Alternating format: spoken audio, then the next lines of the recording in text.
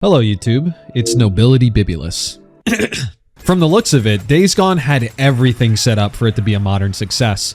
From the underdog studio only known for its handheld releases, Ben Studio started development on a post-apocalyptic survival action adventure in 2015, drawing inspiration from critically acclaimed television shows like Sons of Anarchy and The Walking Dead.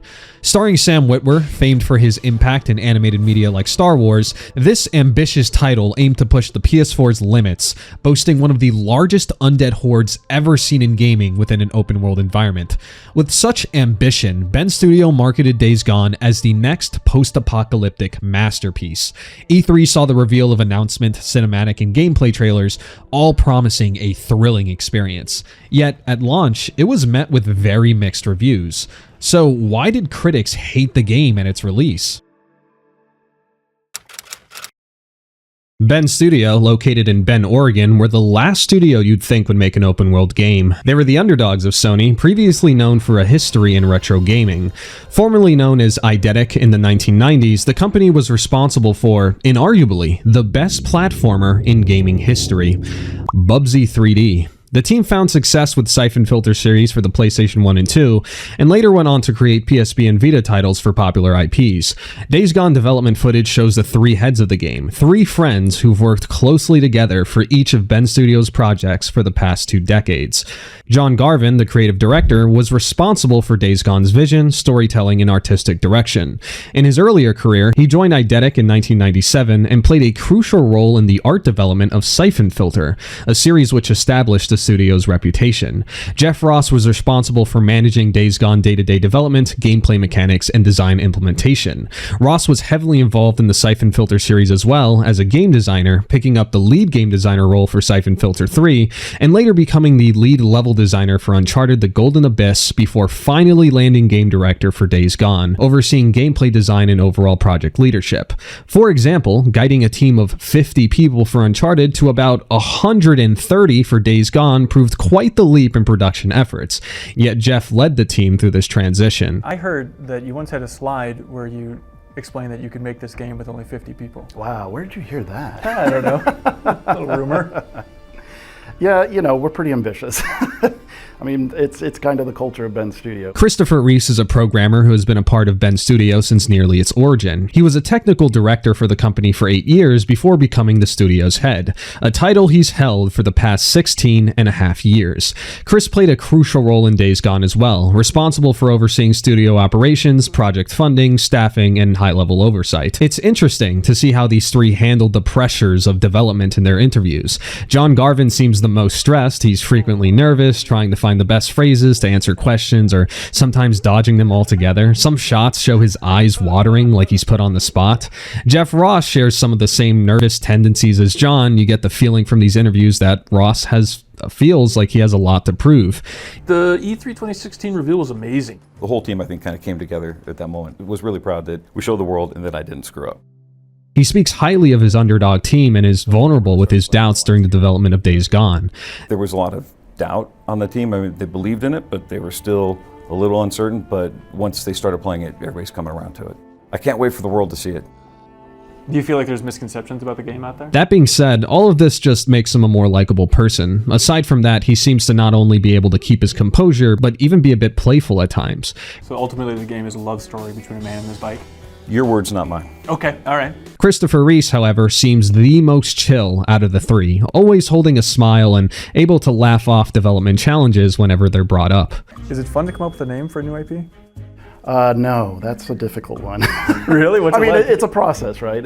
It's almost foreshadowing for how the events of Days Gone's failure panned out for these three after the game's release. But at the time, with Garvin and Ross and Reese at the helm, it raised a great question. Could Ben Studios strike gold again? It was clear, even then, that the studio had some pretty big shoes to fill. A brand new IP third-person zombie game with a dark tone and deep themes isn't exactly unheard of. Watching the developer interviews, even post-launch, you can't help but feel a little on edge for the team when The Last of Us is constantly brought up for comparison. Are you sick of Last of Us comparisons? Yes. Last of Us was coming out. Sure. Was there any fear of like, are they gonna not be completely on board for another kind of zombie-ish type game? Or what were those discussions like about trying to differentiate yourself? Those discussions were kind of sidelined. Despite this, it's a topic worth exploring. What makes Days Gone stand out from the rest of PlayStation's third-person narrative juggernauts? Days Gone is set in Central Oregon, the same location of Bend Studio. Not only does modeling the game after your own neighborhood make for some pretty convenient studies, but according to John Garvin, the place is a perfect playground for an open-world video game due to its variance in landscapes, terrain, and weather. Freakers, not zombies, freakers are the game's main threat. Bend Studio have decided to take the pandemic route for the undead instead of the traditional zombie infection like bites and people turning in real time. Those infected by the hooligan virus are alive and have turned into freakers. If you thought these were zombies, you were wrong. It's so visually clear that these are mutants, not zombies, that the developers have to insist to the public that they're not zombies. And the freakers are undead. The freakers are alive. You know, sometimes I sit here and wonder, how could you communicate to your audience that you're dealing with chemically altered mutants without directly telling them? Honestly, it's lost on me. Days Gone features multiple storylines throughout. The team aimed to blend the 20-hour linear scripted experience of games like Uncharted with an open-world sandbox. This design choice pushed side quests and gameplay loops to the background, as they prioritized scripted missions and fleshed out characters over 35 hours. And by that I mean repetitive missions preceded by motion captured cutscenes, which are fucking mid. Days Gone's main theme is about redemption. Totally unheard of, by the way. Deacon starts off as a lone wolf outlaw biker type who's a bit of a leader, and as the story progresses, he transforms into the lone wolf outlaw biker type who's a bit more of a leader, which is exactly what the Oblivion NPCs need him to be. Holy shit! I was a goner, you know? Whew. Thank you so much, man. All of these details combined, we finally have an answer to the big question. However, before we can dive into why this is the case, let's talk specifically about the game's launch, which drove people insane.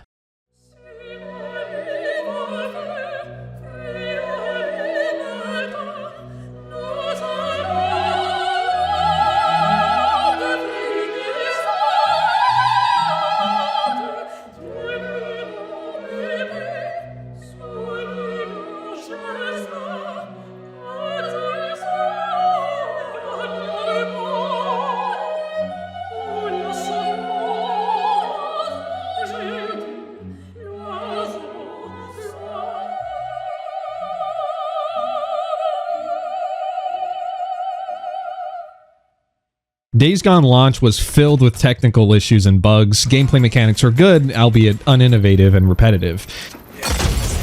The narrative suffers from writing issues all across the board, such as poor pacing, repetitive direction, poor characterization and development, and the comparisons between Days Gone and The Last of Us, another post-apocalyptic third-person action game with a story so popular it's been remastered countless times and even made into a television show, were being made then and even today by me.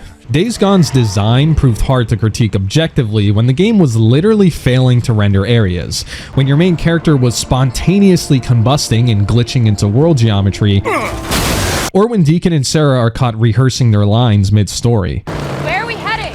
Diamond Lake. There's an old forest service road that winds around the western base of Mount Thielsen. Okay, where are we heading? To Diamond Lake. There's an old forest service road that winds around the western base of Mount Thielsen. Okay, where are we heading? To Diamond Lake. There's an old forest service road that winds around the western base of Mount... We must be getting close, right? Yeah, we're coming up on the Thielsen Tunnel. Where are we heading? To Diamond Lake. Yeah, sure. Where are we heading? To Diamond Lake. There's an old forest service road that winds around the western base of Mount Thielsen. Okay, where are we heading? These bugs really make you wonder, are the developers making a metaphor for hell on earth when Deacon plummets to the ground? Even for a cliche metaphor, the game's writing couldn't even come close to being that clever. Today, in its polished state, the Days Gone narrative still stumbles over several issues. First off, the story's sluggish pace fails to captivate players even after tens of hours. The tired trope of the dead wife was actually perfect is played out, and they double down by throwing in half-an-hour segments of Deacon's relationship where he's slowly walking and there's this filter over it. It's fucking disgusting. Antagonists of the game are comically evil and one-dimensional, and the dialogue makes connecting with characters make you feel like you should care about them, but it's just a struggle. All of these flaws in combination with its dark tone results in a weakly portrayed story that takes itself way too seriously. However, if the gameplay stood out, maybe these issues would be less glaring. But even the gameplay mechanics always had mixed reception. With some positives, I will admit, no one can talk shit about how Days Gone handled freaker hordes. It's genuinely impressive. When Ben Studio claimed they were pushing the limits, I thought they were talking about my patience, but no, they genuinely innovated with the mechanics for this bit. Kiting back from this many undead threats in a video game is a genuine achievement to the zombie genre. The combination of satisfying gunplay and map designs along with traps, blockades, multiple escape routes, it creates a dynamic experience. These rabid brutes, unable to coordinate that well, all share one goal: to fucking eat you. Hordes have that perfect mix of consistent inconsistency, especially the fact that these mutants vary in size, clothes, strategies. It makes every encounter, every freaker feel unique. I have some minor complaints though. Like, for some reason, I always hear this yell when running from the hordes. And like, great performance from the actor. But every fucking time, for every horde, every 20 seconds, doing research, watching the trailers for the game, I can't even escape it. A strong horde mechanic combined with the fixes that have happened over the years and the new audience with its PC release has spawned a bunch of NPCs masquerading as sentient human beings that have mutated into the game's biggest defenders. The game has so many glaring issues, but is still regarded by a lot of fans as this hidden gem that needs a sequel. But play the game yourself and you learn that due to the game's pacing, hordes aren't even a viable interaction well into the game. The game's repetitiveness is super apparent. Many missions and enemy interactions play out only in a handful of ways, all too similar or poorly polished, most of the time both. Shoehorn survival mechanics are pasted onto this action-adventure masquerading as a survival game. Camp systems make you do busy work for hours just to get a new muffler. Weapons, while great to shoot, are generic in design and poorly balanced. The perks and upgrades for Deacon also suffer from balance issues, with some trees offering situational advantages, while others contain essential perks that significantly change gameplay. Narrow injectors functioning as character upgrades add to the list of unintuitive stat increases with an objectively best route, limiting player choice. And it doesn't matter how many bugs you fix or how high up your frame rate can go now, the averagely written story isn't a technical issue and it cannot be patched out. The world, what it is, by what we do. Huh? What did we do? Huh? What are we going to do? See this? See this? This is the first step.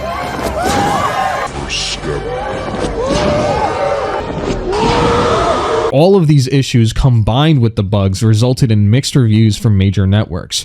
And one thing that's important is most of the reviews didn't even jump on the bug hype train. Reviewers from major networks justifiably criticized the narrative and world building and gameplay from the start, as well as the technical issues. John Garvin sparked controversy by stating, "Don't complain if there's no sequel if you didn't buy the game at full price." If you love a game, buy it at fucking full price.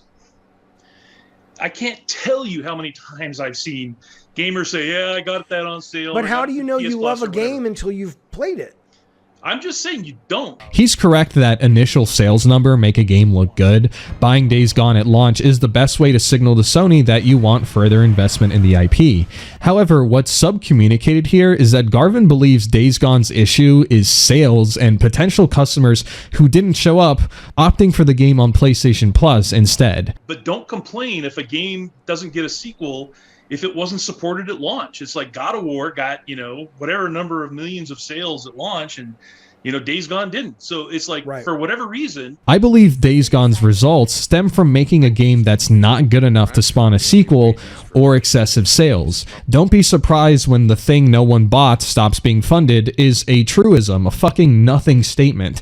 Jeff Ross tweeted about the game's financial success years later. Days Gone was the best-selling physical game in the United Kingdom in the week of release. It outsold Horizon and God of War in Japan, and in the first 3 days after its launch, Days Gone sold approximately 114,000 physical units. I'm willing to bet that internally for Sony, sales were always decent and never the main issue for cutting further support on Days Gone. Sony has been investing for a long time on these huge third-person, motion-captured, critically acclaimed titles like The Last of Us, Uncharted, God of War, Horizon, Spider-Man, and whenever critics love them and they make money, they get sequels, and whenever they underperform and don't make money, they get the axe.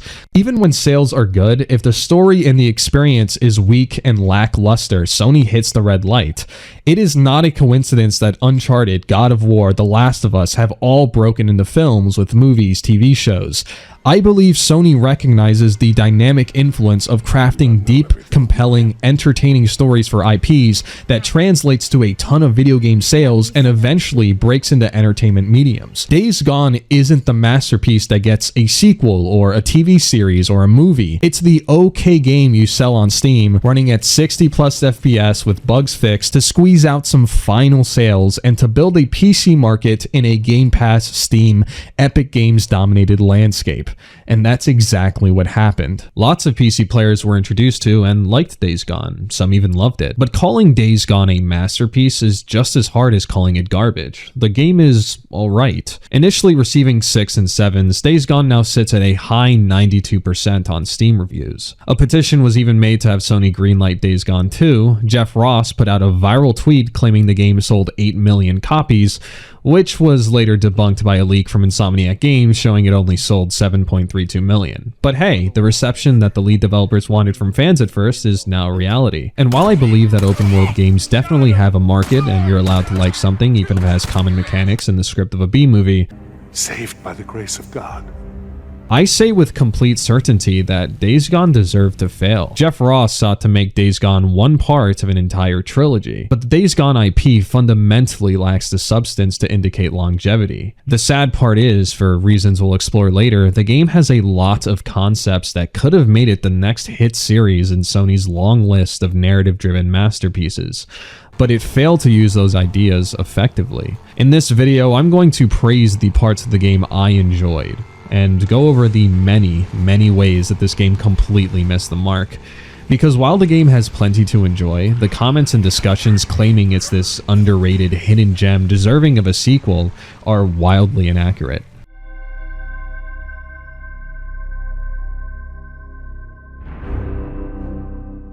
Guns, bikes, perks, and Nero injectors, hubs, and hordes, just about every gameplay element of Days Gone hits the check mark of what's needed in an open-world video game.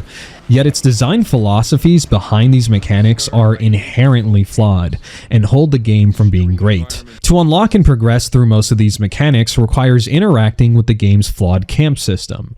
Days Gone's story takes place in post-apocalyptic Oregon, and while the landscape is mostly infested with infected animals and humans, there are camps within the game that offer the player shelter, ammunition, and bike upgrades depending on the location. For Deacon to gain access to any of these upgrades or weapons, he needs to collect camp credits. One way to earn this is through bounties. Bounties are collected through 3 methods: hunting wildlife and skinning them, killing freakers and collecting their ears, and assassinating outlaws.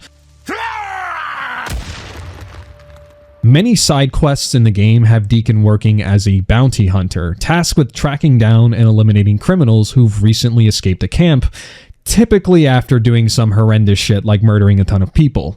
He beat a man, Deke, and a woman to death. Bowman and Hewitt. Her face was so smashed in you couldn't tell it was her. Because, funny enough, these villains mirror the game's main antagonists. They are one-dimensional, unlikable, laughably evil monsters who pose no moral or ethical complexity. Do you remember, like 5 seconds ago, when I said you collect freaker ears for money? Well, Two Dog is a minor character who killed living human beings and turned in their ears for money instead. Whoa, holy shit! Should we kill this guy? But anyway, character depth we'll get into later. After you've taken out any of these 3 targets, you return to the camp of your choice and turn in these bounties for credits, which can be used to unlock what you need to survive post-apocalyptic Oregon. That being said, credits that you receive for your work are not transferable between camps. One of the game's critical decisions you make in the early game is choosing whether to support Tucker's camp, which specializes in firearms, or Copeland's camp, which offers bike upgrades. Gaining credits for your camp is a tedious grind. Like, you could theoretically go out and murder an entire horde and still not have enough for the guns or the bike upgrades you want. Not only is getting credits a slow burn on top of an already poorly paced story, but you also need camp levels to even unlock certain items. So even if you somehow grinded enough credits for the gear, if you don't have the clout, you cannot buy the upgrades. I understand canonically why each camp would have its own currency. Tucker really shouldn't give less of a fuck if you blew 3 dicks at Copeland's. There isn't some overarching government, so story-wise, camps should really have their own currency. Despite this, making an already slow and restrictive unlock system even slower by making currency unique within each settlement grinds that slow-paced progression to what feels like a halt. It is an objectively better use of your time to just play the story, unlock upgrades as you see them, up until you find Iron Mike's encampment, a settlement, mind you, that supplies Deacon with guns and bike upgrades anyway. There was an attempt here to provide strategic depth or a choice in what you'd want to prioritize as the player, but the system is so unintuitive, monotonous, then they throw in objectively better, all-encompassing third camp into the mix, which completely renders the initial choice redundant. The camps also offer Deacon a bed, allowing players to fast forward time.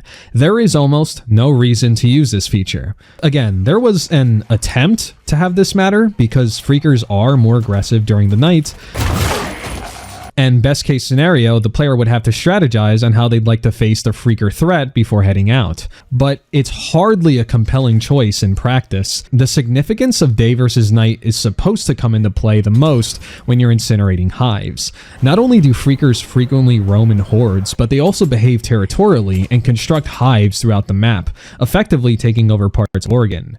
Deacon is tasked with eradicating these hives, earning bounties for each ear collected, and credits from the nearest camp for clearing the area. At night, freakers are more active, so obviously it's more dangerous to destroy hives at night than during the day. So what's the strategy here? How do you destroy the hives? Do you wait until morning, pick off the stragglers, and burn the hives? Do you go to war with the freakers and destroy everything in sight because you're mad your wife is dead?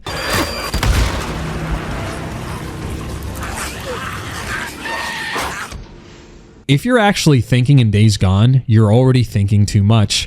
Your options for dealing with hives are to craft a Molotov,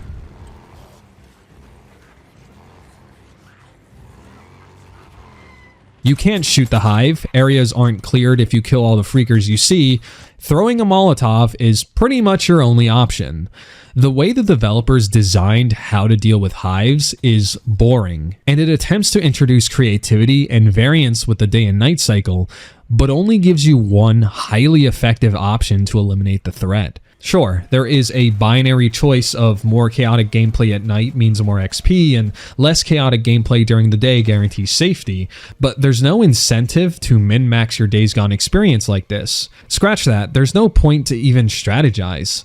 Combined with the fact that sleeping doesn't even heal your character, the day and night cycle also doesn't matter when the changes it provides to gameplay are trivial, and the single most effective way to deal with major threats like the hives is to burn them with a Molotov and run. You have so much time to just burn a hive and just fucking leave that I just do it whenever. In the morning, even at night, even on the hardest difficulty survival, I am just lighting that shit up and dipping. I've tried finding more fun, intuitive ways to deal with this challenge, but the Molotov is too good. It works every time, it de-incentivizes creativity, and there aren't many options to consider in the first place. Days Gone introduces a day and night cycle that affects sleeping mechanics and has effects on the freakers depending on the time of day, but in gameplay, they didn't add options, just one strategy that that works and it becomes this linear, repetitive experience. I mean, technically, you could go out of your way to find something like a gas canister, throw it at the hive, shoot it, and set it on fire that way. But you never need to. Days Gone mechanics fundamentally has the ability for experimentation like this, but the game lacks options, both in the amount of player choice and with its main strategy being way too effective. And that sucks. The fact that the hive does burn to any source of fire clearly shows that at some point there was an experience here with variance, player choice, decision making in its combat that ultimately got cut for a more linear, repetitive experience. And yes, if you really push the limits, you can find other strategies and options, but they're never rewarding and sometimes even a detriment. My example of using a gas canister is hilarious because not only is it a pretty big stretch, it is objectively a bad choice to use this on anything but your bike, and downright suicidal on survival mode. And this is mainly due to how frustrating the bike's design is, more specifically in regards to gasoline.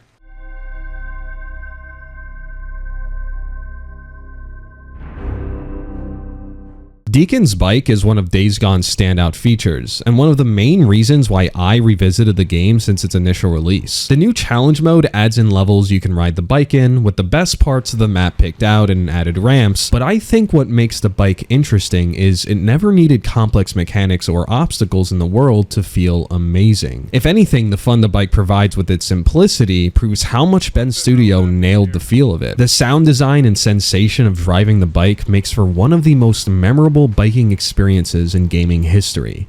I cannot stress just how cool it looks, feels, and drives. However, this mechanic doesn't come without its flaws. That's right, and one of the best biking experiences in gaming to this day, Days Gone still manages to dilute the experience somewhat. First off, whether the bike is fully upgraded or not, there is a distinct speed cap to your vehicle. This artificial limit is hard to overlook. Most other games allow me to start speeding to my heart's content, and most often than not, that freedom does result in fatal traffic collisions, but for some reason, Days Gone removes that sense of agency completely.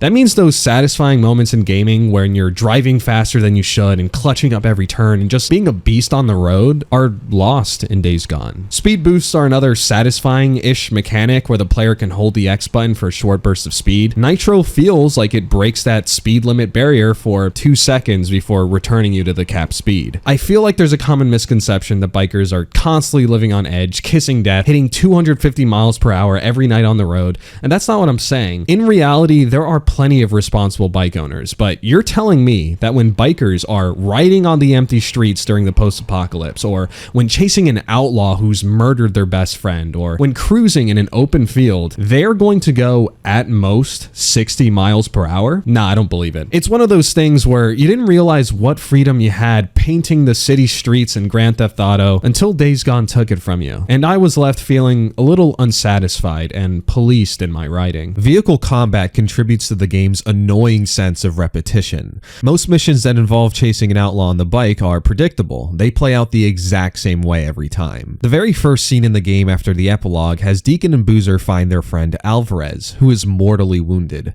Alvarez informs the duo that Leon set her up before passing away. Monday left me broken, Tuesday Mere seconds later, Leon is seen riding past, and our main characters chase him down on their bikes and eventually kill him. What's hilarious is the developers must have really liked this mission, because they copy and pasted this same exact format throughout the entire game. Every single bike chase mission in this entire 40-hour adventure plays out the exact same way. You go to the location, the game forces you off your bike, and you have to travel on foot, by the way. The outlaw then miraculously appears, just happening to ride past his own crime scene. Oh shit, there he is! You then rush to the bike that you were forced off of, you chase the outlaw, shoot them off the road, and apprehend them.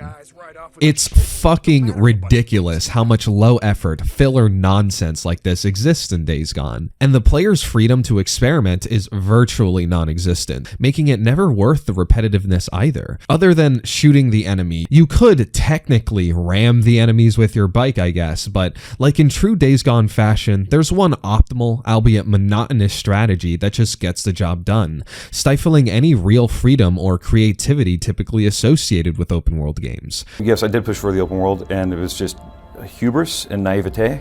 I really enjoy playing them, and I always felt that there was something missing. What can we do to make it more immersive, make the world feel more responsive to player actions?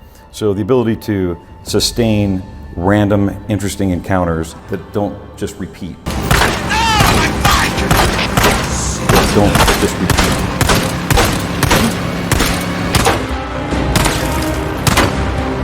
But don't just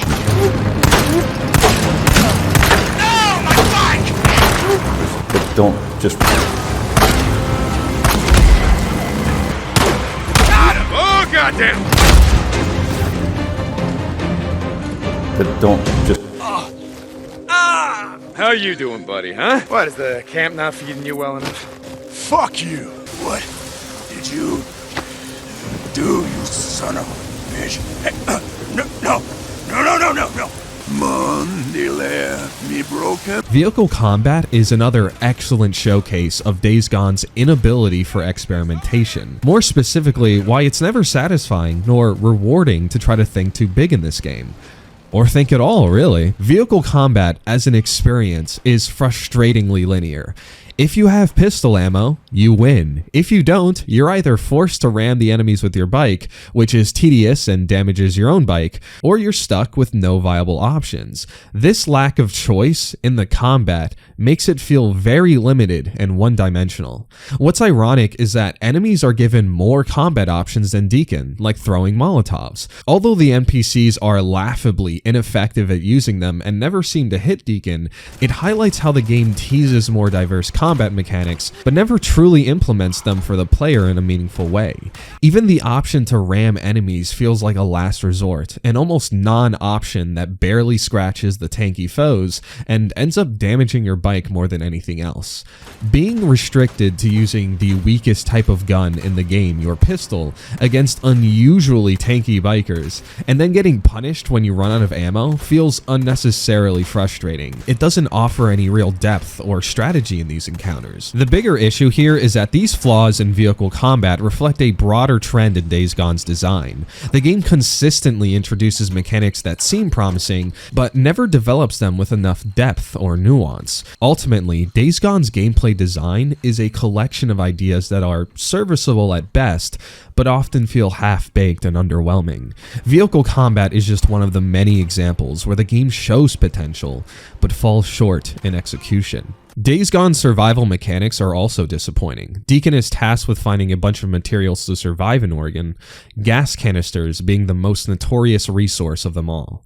Throughout the map, Deacon has to find gas to fuel up his bike.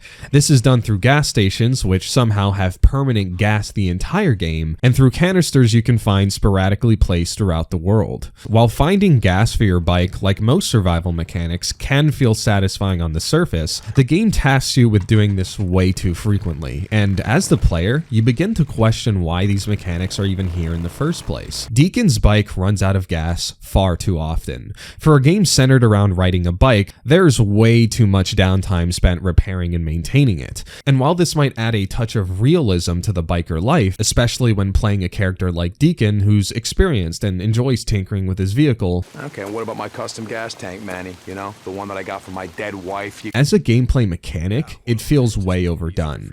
When every 5 to 10 minutes my bike is completely running out of gas, it becomes more of a chore than an engaging feature, since I have to scrounge around for more gas just to continue playing the game.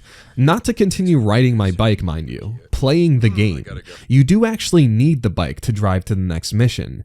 Days Gone takes approximately 36.5 hours to complete, and I can't help but wonder how much time we'd get back if Ben Studio buffed gas capacity. Simply put, you cannot cut a lot of distance with this bike, and I know the developers are aware of the bike's short distance span because during missions, the bike's tank is completely disabled. You can drive forever. When it feels like you have to spend so much downtime in between 5-minute bursts of riding to fill your bike with gas, only to find out the developers disable the gas tank for missions that contain significantly more amount of driving than you could ever possibly do, it feels like there's an unaddressed design flaw in the game that the developers are completely aware of. Like, they made gas intentionally frustrating, not to only incentivize players to upgrade, which still has plenty of gas problems, but also to shoehorn these unnecessary survival mechanics so they can rightfully call Days Gone a survival game. Survival mechanics in Days Gone are incredibly vapid and superficial, tacked on top of an action-adventure for flavor because the developers feel like they should have it in a zombie survival game. Days Gone also has poorly implemented random interactions, where groups of raiders will either ambush you on the road, or are keeping an Elder Scrolls Oblivion NPC hostage for Deacon to save. When you get jumped, Deacon is hit out of his bike and is forced to fight a bunch of raiders. All of these interactions, even at the highest difficulties, are unchallenging, repetitive, and fucking annoying. For such short, unsatisfying combat encounters, these enemies not only slow you down from reaching your next mission, but also inflict significant damage to your bike, often destroying it completely. This forces the player into an unnecessary time sink by tasking them to eliminate the enemies, use most of their scrap to fix the bike, or by looting the area for more if they've run out of materials. What's really ironic is that Days Gone tries to play like a survival game, but never fully commits to it either. On my channel, I reviewed Resident Evil Village pretty extensively. In that game, running out of a resource like healing adds a new layer of challenge without halting the game's progression. It becomes a skill issue, requiring you to dodge more hits, avoid unnecessary fights, and carefully manage your resources until you find more medkits. Running out of a resource never stops the game, it simply adds a new challenge. In contrast, Days Gone's design is so dependent on the bike, it has the possibility to strand players in a vast, open world with no choice but to walk for what feels like hours. This is a significant design flaw that needed addressing, and I don't entirely blame the developers either, as it's a common issue in open world development. Resident Evil has an easier time stripping resources from the player due to its linear, contained nature. So the real challenge for a game like Days Gone is, for an open world survival game, how do you incorporate fun challenges that strip resources from the player without stifling progression too harshly? It's a question that Days Gone never really answers in an intriguing way. Instead, the game just kind of hands you the resources you're missing when you need them. The developers likely realize that players could get stuck out in the open for hours, so most looting areas generously refill and even check your inventory to provide whatever you're low on. So, if you're short on bandages, you'll miraculously find bandages. Running low on ammo, more ammo appears. If your bike breaks down and you're completely out of scrap, just walk a bit down the road and you'll find a car with exactly what you need.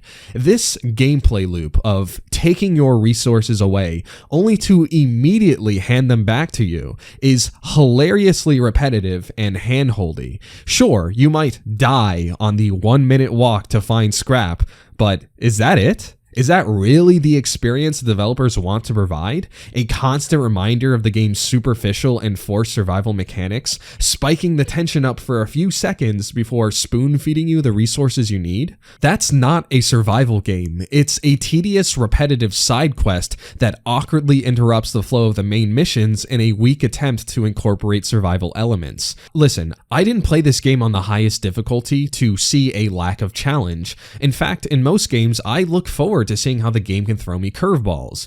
But in Days Gone, these interactions are as complex as the game gets. They're so infrequent and unmemorable that I often forget they exist entirely, until they pop up again and then they leave me thinking, oh fuck, it's these guys again. A typical random encounter on the map in Days Gone, even on the hardest difficulty, plays exactly like this though. A group of brainless raiders have captured some poor guy, you spend about 5 seconds headshotting them, you save the guy, and then you tell them which camp to go to for a tiny bit of extra credits that barely make a dent in your reputation. It's repetitive, lacks depth, and feels more like generic busy work than a meaningful challenge. And that's incredibly disappointing. Never getting out of there. Name's Deacon. Speaking of incremental progression, character leveling is also slow-paced and unsatisfying. Days Gone skill tree offer an incredibly mixed experience. The trees are divided into 3, melee, ranged, and survival, and it's nothing you haven't seen before. The melee tree skill focuses on enhancing Deacon's close combat abilities, stamina management, and effectiveness in melee attacks. Increased melee damage, unlockable execution abilities, weapon repair, and an additional 25% critical strike chance to your melee strikes are some examples of these perks. The range skill tree in Days Gone enhances St. John's abilities with firearms in ranged combat, granting him more gun damage, abilities like being able to reload while sprinting, as well as giving him focus. Focus is the game's bullet time mechanic, which is prevalent in a lot of third-person shooters. The survival skill tree focuses on improving your character's ability to gather resources, manage stamina, and navigate the environment more effectively, and includes buffs to survival vision, the game's feature to highlight nearby clues and objects. If you've seen Eagle Vision in Assassin's Creed, survival vision is exactly that. I applaud the devs for making some of these perks more than just boring stat increases. Like, I wouldn't say the perks are complex, but some of them do cover situational combat encounters, like executing newts with a critical takedown or the ability to kill heavy freakers and large animals when grappled. It's not too situational to the point of never being used, like in Cyberpunk 2077, where a perk gave players perfect stealth underwater, in a game which, like, never had water.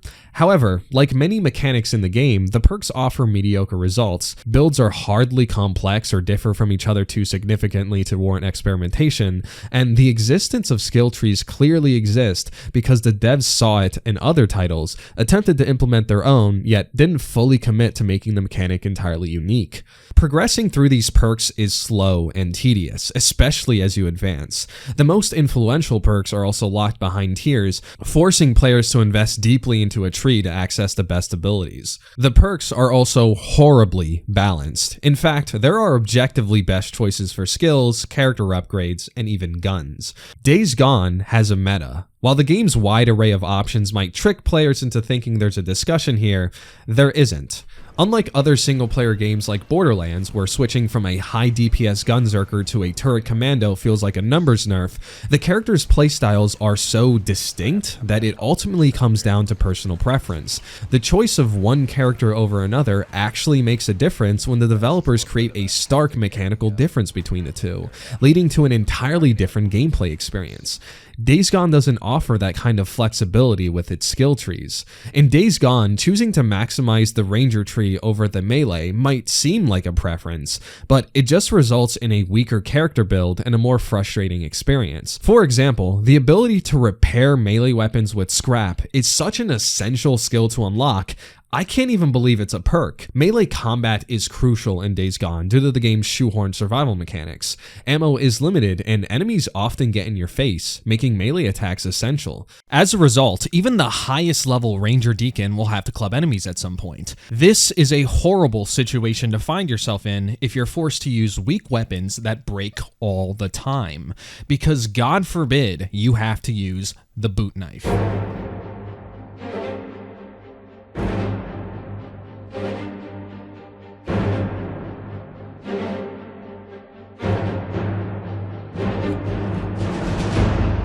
Hey, at least it doesn't break. The strongest Deacon picks up the highest damage, highest durability weapon he can find, and perma-repairs that weapon with scrap for the entire game. The benefits of the melee tree and the sustain of the survival far outweigh that of Ranger. It's much better to work on improving your aim or get weapons with better accuracy than to sacrifice essential perks like repairable melee weapons, more rolls, stamina recovery, and sustain for simply more gun damage or ammo capacity. Players especially don't need damage early on in a game where enemies are killed by one blow to the head. Gun choice, ammo capacity, and damage output don't matter much until you face hordes, which don't appear until you have enough skill points for 2 skill trees anyway, so by the time they appear in the game, you already have enough skill points to pivot into the Ranger tree.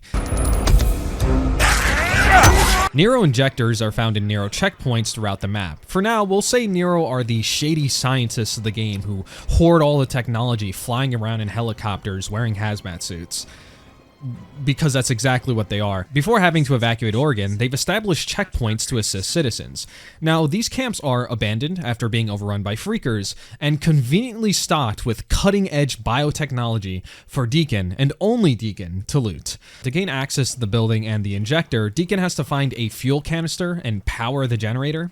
Fucking Minecraft. If you find a Nero injector, the player is given the choice to buff their Deacon. Will you increase your maximum health, focus, or stamina? Again, this is another question the game asks you that just isn't compelling, because there already is a best answer.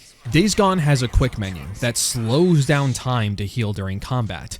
This makes upgrading health virtually useless, as low health situations feel far less tense than they should be when you can manipulate time itself to spam 5 bandages. Upgrading focus feels trivial at best. The game already provides better weapons to improve accuracy, and focus is really just there to fine-tune your aim. Even when fully maxed out, it runs out too quickly to make a significant impact in combat, aside from allowing you to sneak in an extra headshot or keep your shots more precise. What's left is stamina. So let me ask you, in a game where you're constantly running to find cover, chase down enemies, sprint away from hordes of undead, infected mutants, which stat do you think you should prioritize? Maximizing stamina is objectively the best choice for your Deacon build in Days Gone. It turns out the more you're able to run, the better a game revolving around running gets.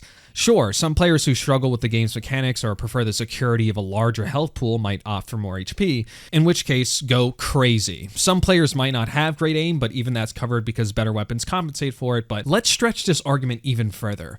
Perhaps some players simply enjoy using focus and want to max it out. Fine, the option is there, and having options feel rewarding in video games. However, from a balance perspective, the choices within narrow injectors and skill trees are pretentious. They aren't as meaningful as they seem.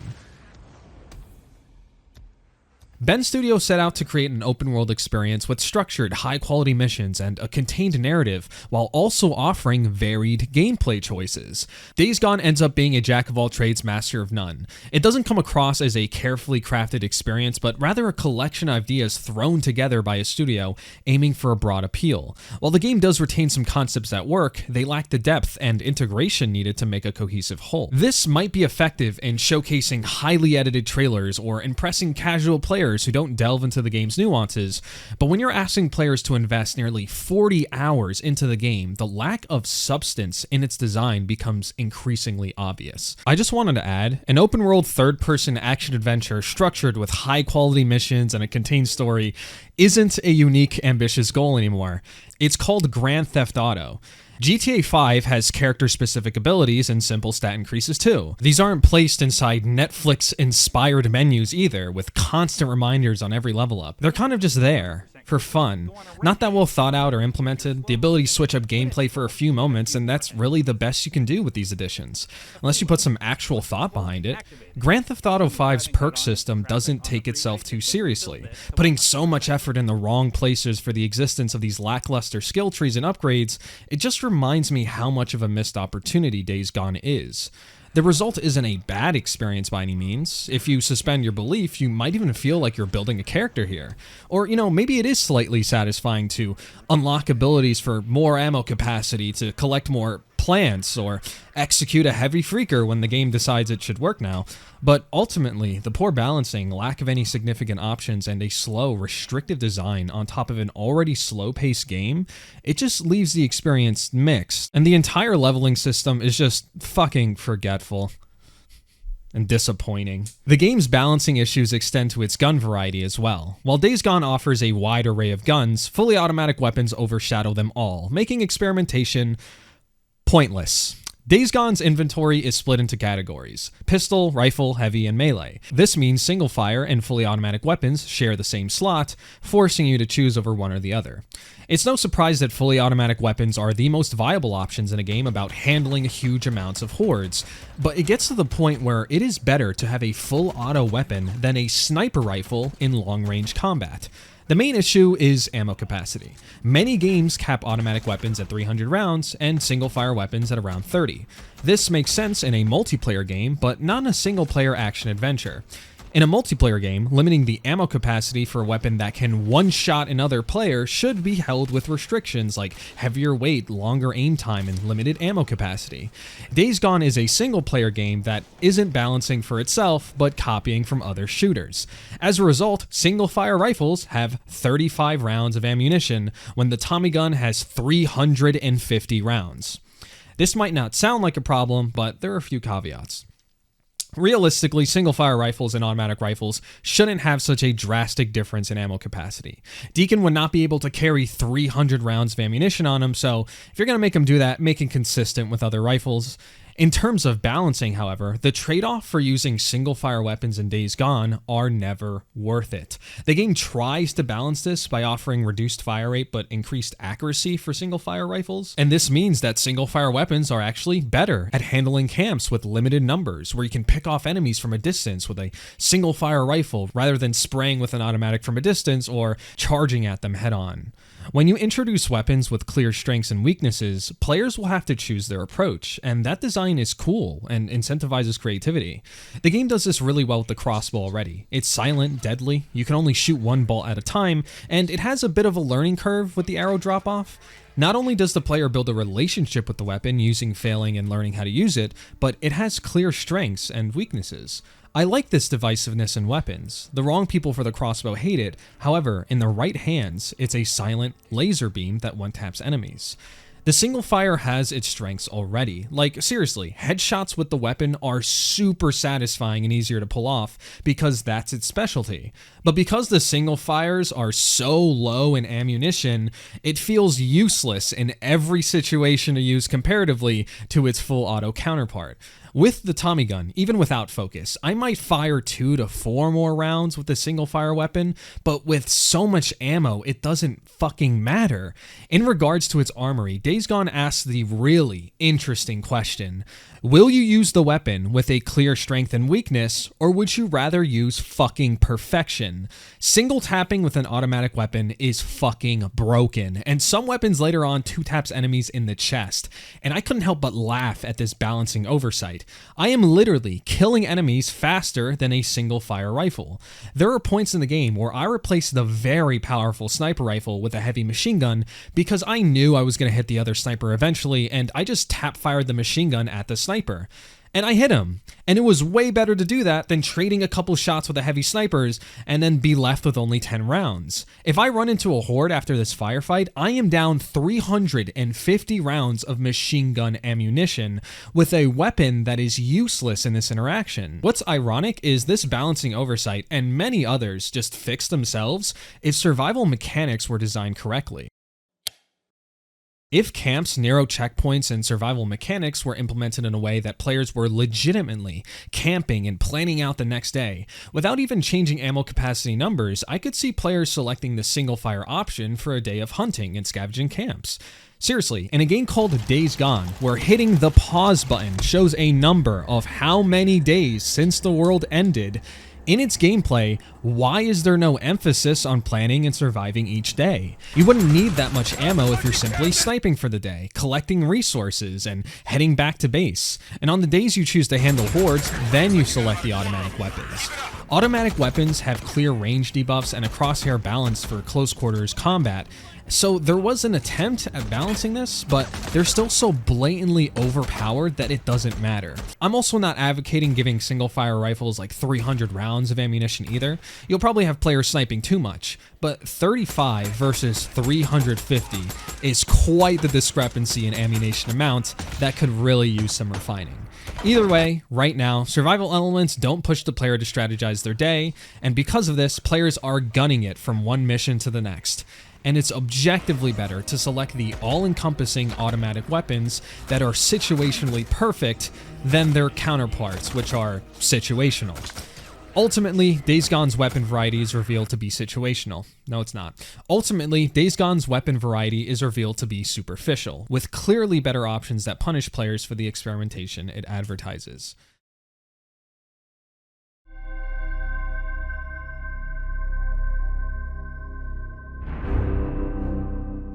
Days Gone's story is its biggest flaw, and it's not even close. The game suffers from slow pacing, shallow characterization, predictable plot lines, an over-reliance on cliched tropes, lack of emotional depth, and one-dimensional antagonists. We will cut away your soul. I'm the conductor of the poop train! And the potential in the narrative is often postponed, only coming into focus when the game is already over. But that being said, Days Gone is not an entirely bad story either. It has intriguing concepts and delivers genuine performances from its cast. Themes of survival, loss, and vengeance are a given to the undead genre, but it's still appealing at times. Overall, there's some decent stuff here. The game means a lot to a great deal of people, and I don't actually think that's entirely unfounded.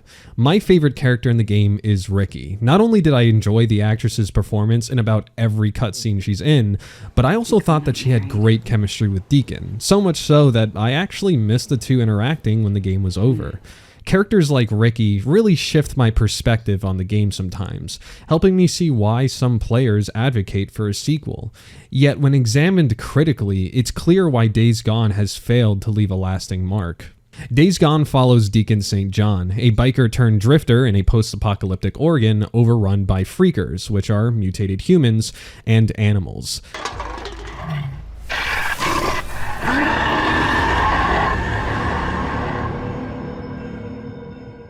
The story kicks off with Deacon's wife Sarah being critically wounded and airlifted to safety while Deacon stays behind with his best friend Boozer.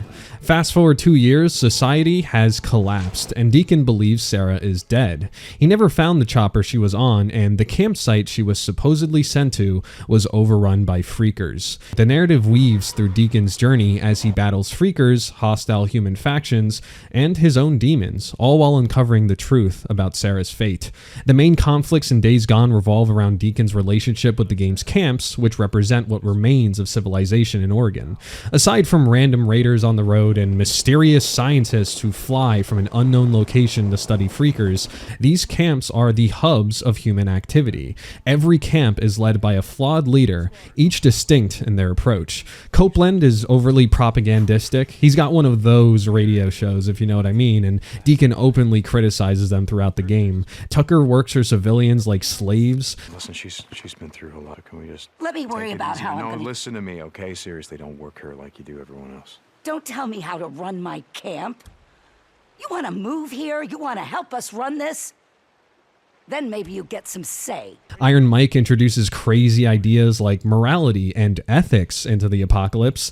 The Colonel is devoutly religious leader to a fault. Saved by the grace of God. And Carlos has completely gone off the deep end. Obsessed with death, his group, the Rippers, regularly perform mutilations, both actively and self-inflicted, and abuse a copious amount of drugs.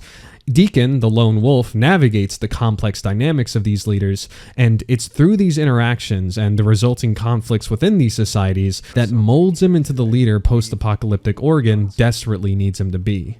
This is essentially the plot and structure of the story. The concepts are solid, but for many reasons the execution is flawed. Days Gone's opening is incredibly mediocre and suffers from pacing issues found throughout the entire game. In the prologue, Deacon and Boozer finds Sarah mortally wounded. Amidst the collapse of society, Sarah had tried to help a child who turned out to be infected and stabbed her in the stomach with a knife. Deacon devises a plan to get them all to a chopper to evacuate to safety and get Sarah medical attention. Our team encounters O'Brien, a scientist who refuses to allow them on the chopper due to the vehicle's weight capacity being at its limit. Deacon points a gun at O'Brien, employing his signature strategy to convince people. O'Brien reluctantly submits, but incites that only 2 people can board the chopper, as that's all he can accommodate without risking the chopper's stability. You're overweight, okay? I can only take 2 of you, too. Deacon places Sarah inside the chopper, and Boozer, being the brother that he is, gives up his seat for Deacon and essentially sacrifices himself. St. John, however, believing that Boozer wouldn't survive on his own, decides to stay put, promising to meet Sarah at the checkpoint where the chopper is headed. The scene then cuts to black with the title card 2 years later. The prologue already highlights issues with dialogue, character choices and interactions, the directions the actors received, and the lack of emotional impact, all of which we'll delve into later. But for now, from a pacing perspective, nothing truly significant has happened in the opening of the game, and it won't for a while. When you consider the pacing of a game like The Last of Us, the difference in how quickly the story becomes engaging compared to Days Gone is astounding. The Last of Us starts with Joel, a normal working class single dad who, along with the player, is suddenly thrust into a zombie apocalypse overnight. Within the first hour of gameplay, we spend enough time with the characters to care. How you holding up, honey? I'm fine. Watching the stakes become incredibly high, which culminates in the heartbreaking loss of his only child, Sarah. Meanwhile, in Days Gone, it tries to have a similar feel, and it's okay, but the opening plays out way too quickly for any of its ideas to have any emotional impact. It then fades to black, time skips, and we get thrusted into a random bike chase, avenging Deacon's friend who we also don't know or care about, and the asshole who killed her gets executed after only just being introduced. Thank you. No, you said. Do it. Don't leave me out here, man. Do it. Do it. You goddamn liar. Do it.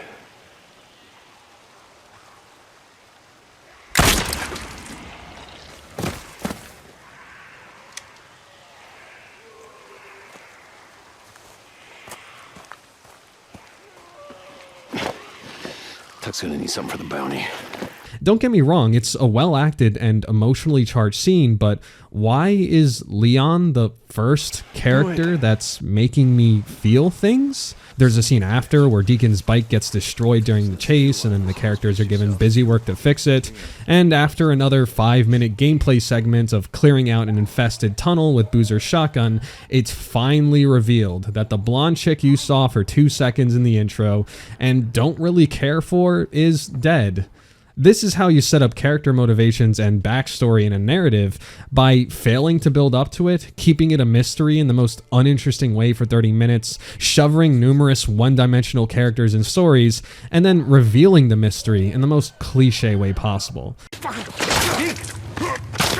Hey, Deke, bro. I think he's dead.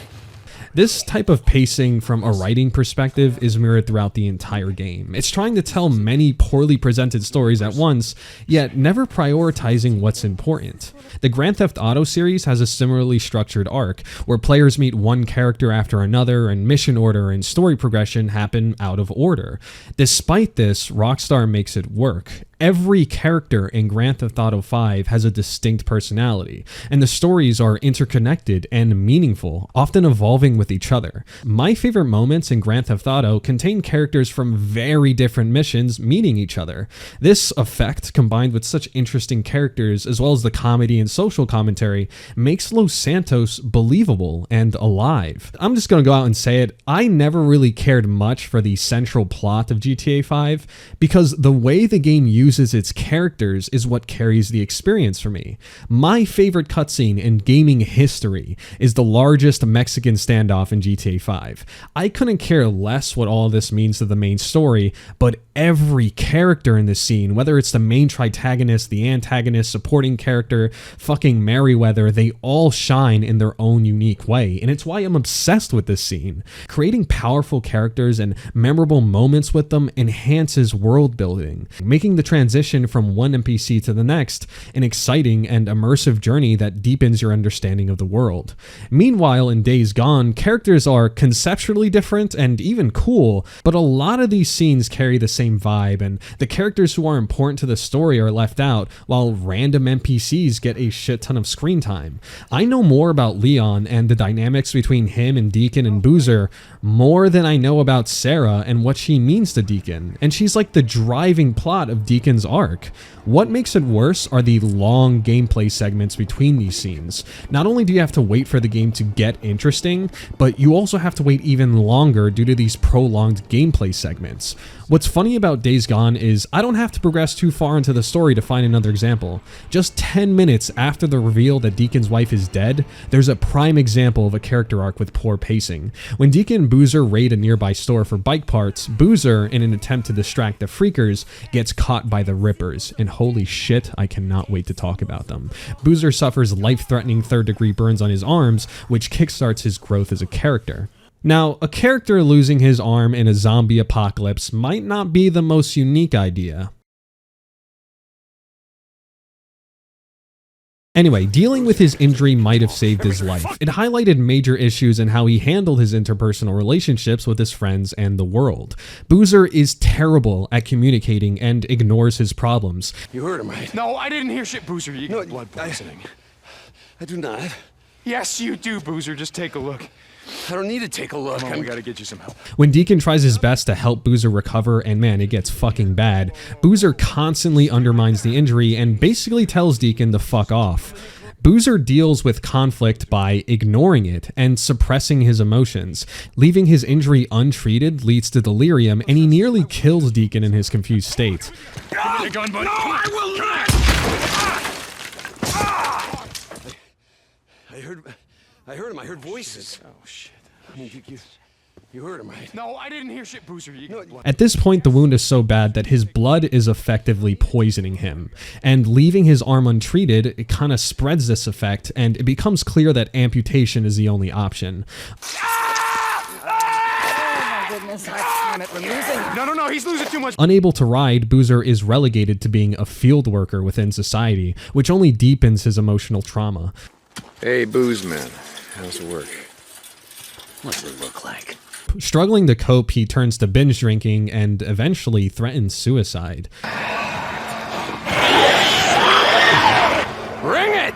This continual use of using unhealthy strategies to avoid confronting his problems really catches up to him, and it's genuinely compelling stuff. By the end of his character arc, Boozer grows into the kind of man who lets go of his past as a biker. He finds a home in a supportive community. He even gets like a little dog, it's kind of cute. He contributes whenever he can and learns to communicate with his loved ones and the rest of the community. It's genuinely good stuff you did here, Ben Studio. Except, do you know how long it takes for Boozer to develop as a character? 17 hours. 17 hours of cutscenes repeating the same points, countless gameplay missions in between, and introductions to other characters with similarly slow-paced and less impactful stories. If Days Gone were a well-crafted story that gradually built its ideas into something strong within like sub 20 hours, I wouldn't mind.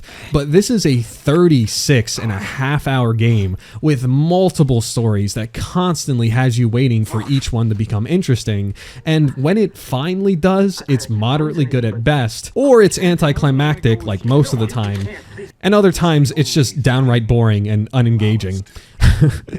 Within the first hour of Days Gone, you slowly learn that Deacon St. John is deeply affected by the death of his wife, a plot point which was executed weakly, and in the most cliche way possible, he ends up beating the corpse of a dead mutant because, you know, he hates the things that killed his wife. In The Last of Us, Joel's personality radically changes due to his trauma. There are no over-the-top scenes. Instead, the changes to his psyche are subtle. From the moment he wakes up, you can recognize the change in his body language and speech, reflecting the remnants of his tragic past and the unexplored last 20 years of his life, and what was once a game containing scenes with funny banter and gift-giving between a father and daughter. Where did you get the money for this? Drugs. I sell hardcore drugs. Oh, good. You started helping out with the mortgage then. Has quickly shifted to a dark reality where two broken people argue about a failed drug deal. So I'll take one guess. The whole deal went south and the client made off with our pills. Is that about right? Deal went off without a hitch. The intro to The Last of Us is incredibly well paced. Each character is well characterized, making an emotional impact without overstaying their welcome. Notably, the game begins from Sarah's perspective, which adds an element of lost innocence that the player explores through the character, as well as other things like witnessing the heightened tensions of the apocalypse in real time. These artistic choices allow players to connect deeply with Sarah. Sarah's death is a tragedy that makes us feel many strong emotions, and that's impressive for a character we've only known for less than an hour. The emotional impact in Days Gone is lacking, and the scenes portraying Deacon's grief come off more melodramatic than heartfelt or real. My girl's out there. She's been stabbed. We're just trying to get to the roof. There's a helicopter waiting. So listen. You killed my wife! Oh, no. Look, I didn't know anything about your wife being killed. I am sorry, sir. No, sir. I didn't do anything. We didn't do it, okay? Listen, Just give me the gun! Give me the gun!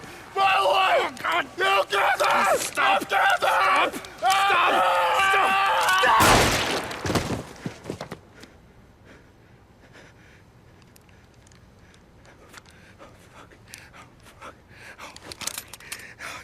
The Last of Us's take on trauma, especially the death of a loved one, is written in a way that is, right off the bat, super engaging and compelling. It's no surprise that so many people who've seen The Last of Us's opening feel both hooked and invested. The title card 20 years later works in building mystery, but also has a shocking twist. It generates questions of what's happened in Joel's past, but also a great setup for us to wonder what's happening in the post-apocalyptic future. These story elements, like time skips, aren't written this way by accident or for fun. They have a purpose. They are meant to complement and synergize with the characters and the overall narrative. The exploration of what happens to a man who's lost his entire world, suffer a traumatic loss, and left to fend for himself for 20 years is a genuinely compelling concept. This significant time skip also just fits a man who's haunted by his past super well.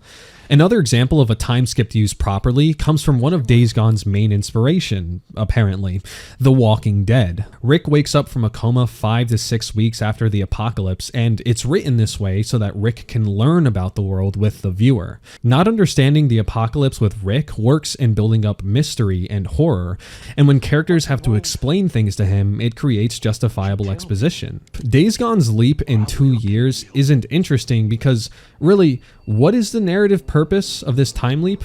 What is the synergy between Deacon and this element of storytelling?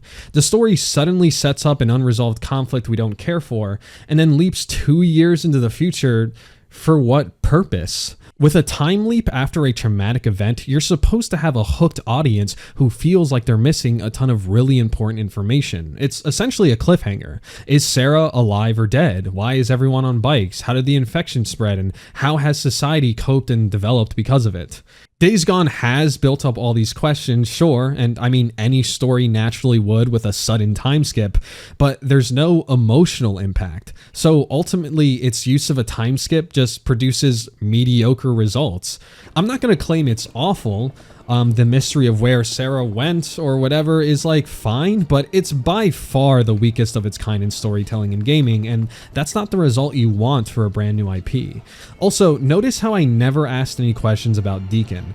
I'm being genuine when I say, after the time skip, I could barely even make up questions for this script to ask about Deacon. After the opening, I know nothing about this guy, nor can I relate to or even care about him. The emotional impact in Days Gone is severely lacking, and it greatly hinders all of the important points of the story, because its presentation and how it's executed doesn't make us feel as invested as we should be. This isn't to say Days Gone is devoid of emotionally impactful moments, only that they happen sparingly, almost accidentally it feels, and never in the most important parts of the story. One of my favorite moments between Deacon and Boozer occurs after Boozer's recovery arc. At this point, Boozer has an arm prosthetic and directly confronts Deacon, criticizing him for feeling sorry for himself. The loss of a spouse is undeniably traumatic and requires time to heal, but Deacon's prolonged suffering and the complications he introduces in his interactions with others are getting excessive at this point. He's holding on to his pain for far too long, affecting everyone around him. Okay, and what about my custom gas tank, Manny? You know, the one that I got from my dead wife. You gonna keep an eye out for that one too? Jesus, Deke, I'm sorry. Just get the fuck out of my way. Boozer's confrontation with Deacon sets him off, and St. John picks a fight with him in retaliation. You can tell from Sam Witwer's great performance that this conflict isn't happening because Deacon suddenly hates Boozer, but because he is letting out a ton of emotions that have been bottled up since the beginning of the story. A feeling Boozer is way familiar with at this point, having done it himself his entire life and just grew out of. He's setting Deacon off on purpose to help him. Anyway, Boozer absolutely kicks Deacon's ass with just one arm. It's funny and impressive, and afterward the two laugh it off. It's a genuine, hilarious moment between two brothers bonding over a shared struggle, and it made me laugh and tug at my heartstrings. I think that you have a hell of a left hook, asshole. Oh. Yeah, it's the only move I got. Moments like these help me understand Days Gone's fanbase and why they want more time with these characters in a sequel. But emotional impact is crucial for having your story achieve mainstream success and generate sequels, and you can't do that when all the important bits of the story are incredibly phoned in. Dialogue and character interactions in Days Gone suffer from a lack of emotional impact. We've already discussed how the opening failed to hook the audience, but as the story progresses, Sarah actually starts to appear more frequently, but mostly in flashbacks, which ironically make her character less compelling. One thing that makes The Last of Us' Sarah work is her limited but impactful screen time. Before you know it, she is gone, and with Joel, you continue the story where she becomes nothing but a distant memory. In contrast, Days Gone relies too heavily on flashbacks, making Sarah's presence feel repetitive and less meaningful. This approach fails to create a strong emotional connection with the audience, making her feel more like a plot device than a fully realized person or an idea that Deacon can look back on. Every flashback with her is long-winded, generic, with bright color grading and blurry edges. You know, in case you couldn't tell that the dead wife being alive makes it a flashback, these scenes not only have long runtimes, but are also met with extended, slow gameplay segments that are pretty boring and annoying. Playing a beardless Deacon walking at a snail's pace, you're tasked with annoying objectives like picking up flowers, and it's filled with these trailing mission moments where the characters you're following and talking to is like slightly faster than you. You know, for a game that's trying to tell me how close these two have gotten in the past, there seems to be just a ton of physical distance between them. You don't care about Sarah any more than you did in the opening after the scenes, and in some way it's tainted because further exploring their relationship just makes it so much more unimpactful. The dialogue between them is corny, but honestly, I'm a bit skeptical about critiquing this. In fact, I want to defend the game here a little bit. The not-so-smooth dialogue is fine. I believe most relationships play out this way. Not everyone's a wordsmith in reality, or, you know, fucking charisma 10, and it actually fits the characters. Yes, there are corny comments from Deacon, like when he's checking out Sarah's butt. Come here, I'll show you what you're looking for. Yep, found it. Or the Hey, you can infamous have this line one from back. Sarah during the wedding. But only if you promise to ride me as much as you ride your bike. And while it felt cringe at times, it was mostly okay. I think romance dialogue in stories can be unrealistically portrayed in the other direction, where scenes play out too smoothly. In reality, many rom-com scenes would take a lot of practice. I also think the awkwardness and quirks kind of work. It's nothing to write home about, but it makes sense with the characters. Deacon is this outlaw biker type with generally good morals, but most importantly, he's like portrayed as being the most uncharismatic person possibly ever. So when his dialogue feels well-intentioned, nice, and also a bit corny, especially in regards to intimacy, it's believable, even if it's kind of cringe sometimes. Also, I quickly wanted to mention this. Everyone who doesn't like the dialogue in this game uses Sarah's line from the wedding as an example. To ride me as much as you ride your bike.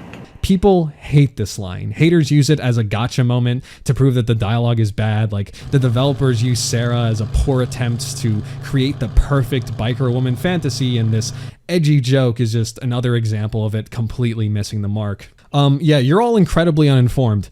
In one of the flashbacks when Deacon and Sarah are hanging out, and yes, I actually had to pay attention to these scenes, so I deserve to make this point, she says this. So that a yes? On 2 conditions. Name them. Okay, well, the first one is that we don't have one of those biker weddings where you say that you're going to ride me as much as your bike. The wedding line isn't the writer's projection of what the perfect, edgy biker woman would say in their fantasy world.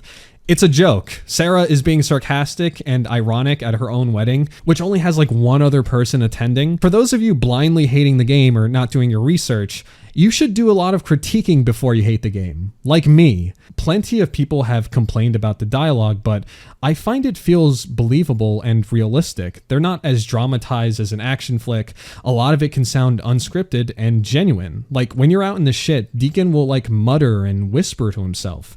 And it all just feels, I don't know, incredibly personal and real. There are a couple of instances where Deacon can be corny or awkward, but the game never established him as this super charismatic individual anyway, so being nice, well-intentioned, and a little corny, it actually works, and it fits the character. But I think the dialogue's main issue is that the story is boring, and I can see how people who are only half paying attention will run into a line like Sarah's and be dumbfounded and miss that it's a callback to a previous line. The story never hooked them to get this callback joke, and that's how people can get the wrong impression from this scene and others. That being said, I don't blame players for not being hooked into the story for many reasons, including the negative direction given to the actors, which makes each of the game's characters feel like the same stereotype. Every single character share the same two methods when arguing with each other. They either pause and shake their head in disbelief, Byron. Addy. or they cut each other off while yelling. The truth is, something lies. He got kicked out of the camp. Fuck, are you drunk? Survive project, just He slow wanted, down and he wanted. stop them. You How don't could you have stopped understand. In your bag, and No, I it's saw all right. that, and oh my god, I could have killed somebody. Well, torn limb from goddamn limb. All right, listen. All right, enough. See? Fuck this guy. Deacon was one that brought me the girl. No. It'll take him months to finish his job with picks and shovels. I don't give a shit. Hey, You can't be in come here, on, Deacon. come on. Hey, They're not enough. you said that. I said. All right. Deacon. No, there's. You know what? There's something I can do about this. Stop, I can get. Stop. There. Go. Look. Okay. No, Just no, like no, I get it. Don't you take it. No. No, you're not. No way. No, you're not gonna. Guys, Nope. they can run. No, you're not. Told you that No, God damn it, you did. No, it's you hold. Knock it off. Nice. Okay, come on, enough already. Shit, come on. We gotta get. This is how we're going out. Get out of here, bro. Well, Deacon. Oh, he that's acted really, like- really cool. But you're saying No. You against the horde. They're too I know strong. all about horror. Oh, do you? No, you saw what. I'm just here to pick up private Sarah. property. Research pharmaceutical. I don't know what the hell she was doing. Just do. There, you got satellite. Somewhere around. Told me once that. I told you nothing. Huh? Sherman's go camp. on. The things that You you get did. out of Hey, here. no, You listen, leave me. Wounded. And somebody dying. Addy. Addy. Addy. Addy. Addy. Addy. Addy. Addy. Addy. Addy. Have you ever tried writing a story in middle school and believed that adding dramatic pauses automatically made a scene more dramatic and tense? The cutscene interactions in Days Gone feel exactly like that. When writing an argument between characters, it's important to distinguish what information the viewer receives, as well as how each character communicates that information as an individual. About Tess, I don't even know. Here's how this thing's gonna play out. You don't bring up Tess. Ever. From a psychological perspective, humans struggle to understand each other's viewpoints in a healthy manner. Not only are we creatures of our subjective perception, but stress also negatively affects our cognition, resulting in reduced levels of empathy. And we don't have to guess how much day-to-day stress these characters experience in the post-apocalypse. High-tension situations where characters interrupt each other can make the scene feel more grounded and real. Maria told me about Sarah. Ellie? You are treading on some mighty thin ice here. As opposed to scenes where characters speak in turns. While this writing strategy does relay the narrative's information more reliably, viewers might experience dissonance when long-winded monologues start to feel like recitals. Finding a balance is crucial. For example, when writing a scene that contains an argument, you may let sentences containing important exposition be said in full. So I'll take one guess. The whole deal went south and the client made off with our pills. Is that about right? And allow the characters to interrupt more trivial topics for the sake of expression and faster pacing. That's funny. At least find out who they were. Yeah, look, they were a couple of nobodies. They don't matter. What matters is that Robert fucking sent them. More importantly, you need to find reasons for the characters to justifiably behave this way. Like if cutting someone off is even consistent with their characteristics. Whatever it is you heard, it ain't true, okay? I just want to The say... guns. You want to tell us where the guns are?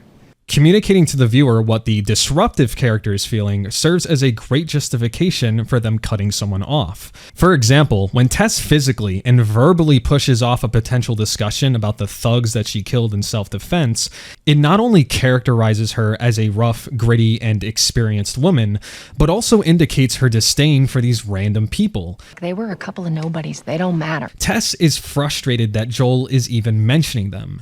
As a result, because she believes the guy she's killed killed are useless to even discuss, you, the viewer, write them off as well. No pun intended. This effect happens instant and subconsciously even, all because of a seemingly minor yet deeply informative form of self-expression, like cutting someone off. In Days Gone, every scene containing an argument involves the character getting flustered or them cutting each other off. It'll take him months to finish his job with picks and shovels. I don't give a shit. And this repetitive use of the same characteristics undermines the individual exploration of why a character is behaving this way, if there's even a reason at all. They're not enough. These tense moments are therefore hindered by an overused stylistic choice that renders the scenes more surface-level melodramatic. Wait a second, you said that I said that we would try. By giving all the characters the same mannerisms, Ben Studio has effectively taken a creative choice in writing meant to humanize its characters, and as a result, the viewer, whether they realize it or not, experience dissonance because character interactions begin to feel the same. For supplies, I told you that No, goddammit, you did. There isn't proper exploration into why these characters choose to express themselves like this. Everyone just happens to behave this way. There. Daddy, go. Look. Whether you're a couple arguing, You don't understand. a hostage negotiating with their captor, Limb for goddamn limb. All right, listen up. or an old man on his deathbed. Get this together, Mike. You get back on your feet. I was wrong. In the world of Days Gone, you're going to try your best to cut people off, even if it kills you. Rookie. And I just wanted to add, because so much information is being cut off, by cutting their characters off all the time, Ben Studio might accidentally be confessing that they either don't know how to communicate the story to the player, or that the characters almost never have anything interesting to say. Mike, Deacon was the one that brought me the girl. No. During conflict, most of the information that comes out of these characters' mouths There, you got satellite. Somewhere around. is written and treated like the one-dimensional bad guys in The Last of Us, disposable without a second thought. They were a couple of nobodies. They don't matter. This lack of individuality between characters adds to a long list of poor production decisions that make it harder to connect with them as people. Not being able to care about characters in Days Gone is a common occurrence, and Lisa Jackson is the prime example of this.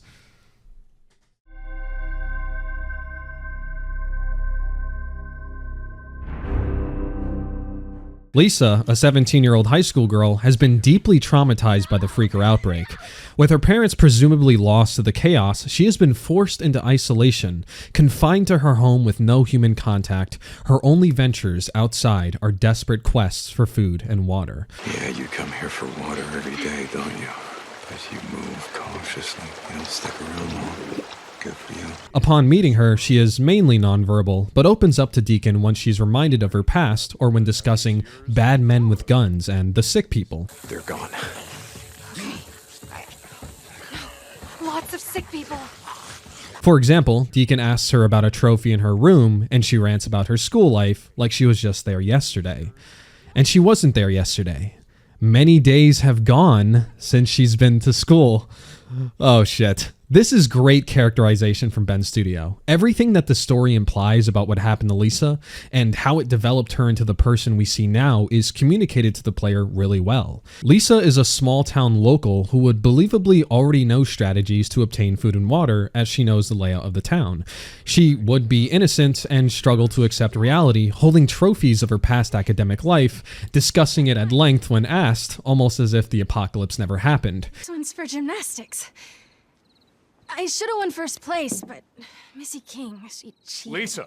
Her inability to fully accept reality, as well as her isolation, could cause her to be nearly mute with strangers and avoid dangerous characters, referring to them as the bad men with guns and the sick people, because she never learned the terminology that people in the camps have used to distinguish threats. The cutscenes still have that generic Days Gone feel, but in execution, even despite the storytelling flaws, Lisa's trauma and coping mechanisms are communicated to the player in a legitimately compelling way. Throughout the game, Deacon seems to care for Lisa. He escorts her to other camps to ensure her safety.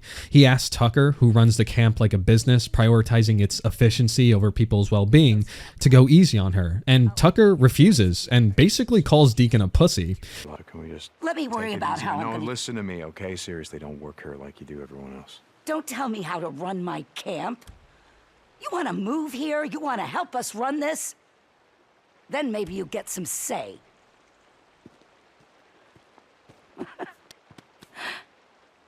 Don't get soft on me, Deke.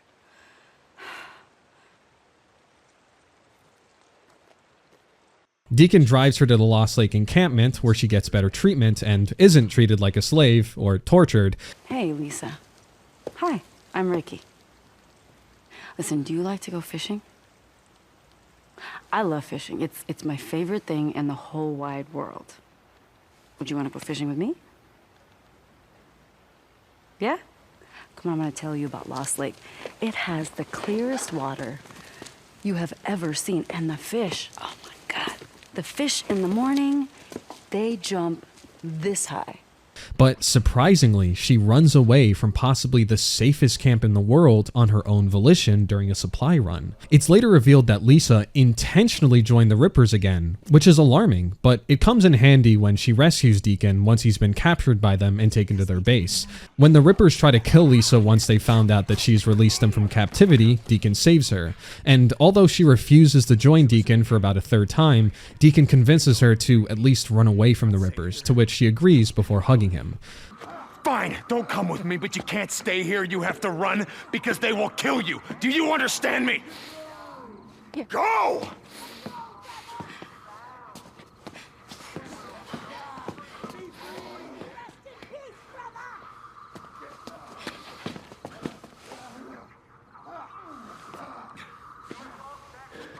right, listen. Run as fast as you can. Stay off the roads. Keep moving no matter what.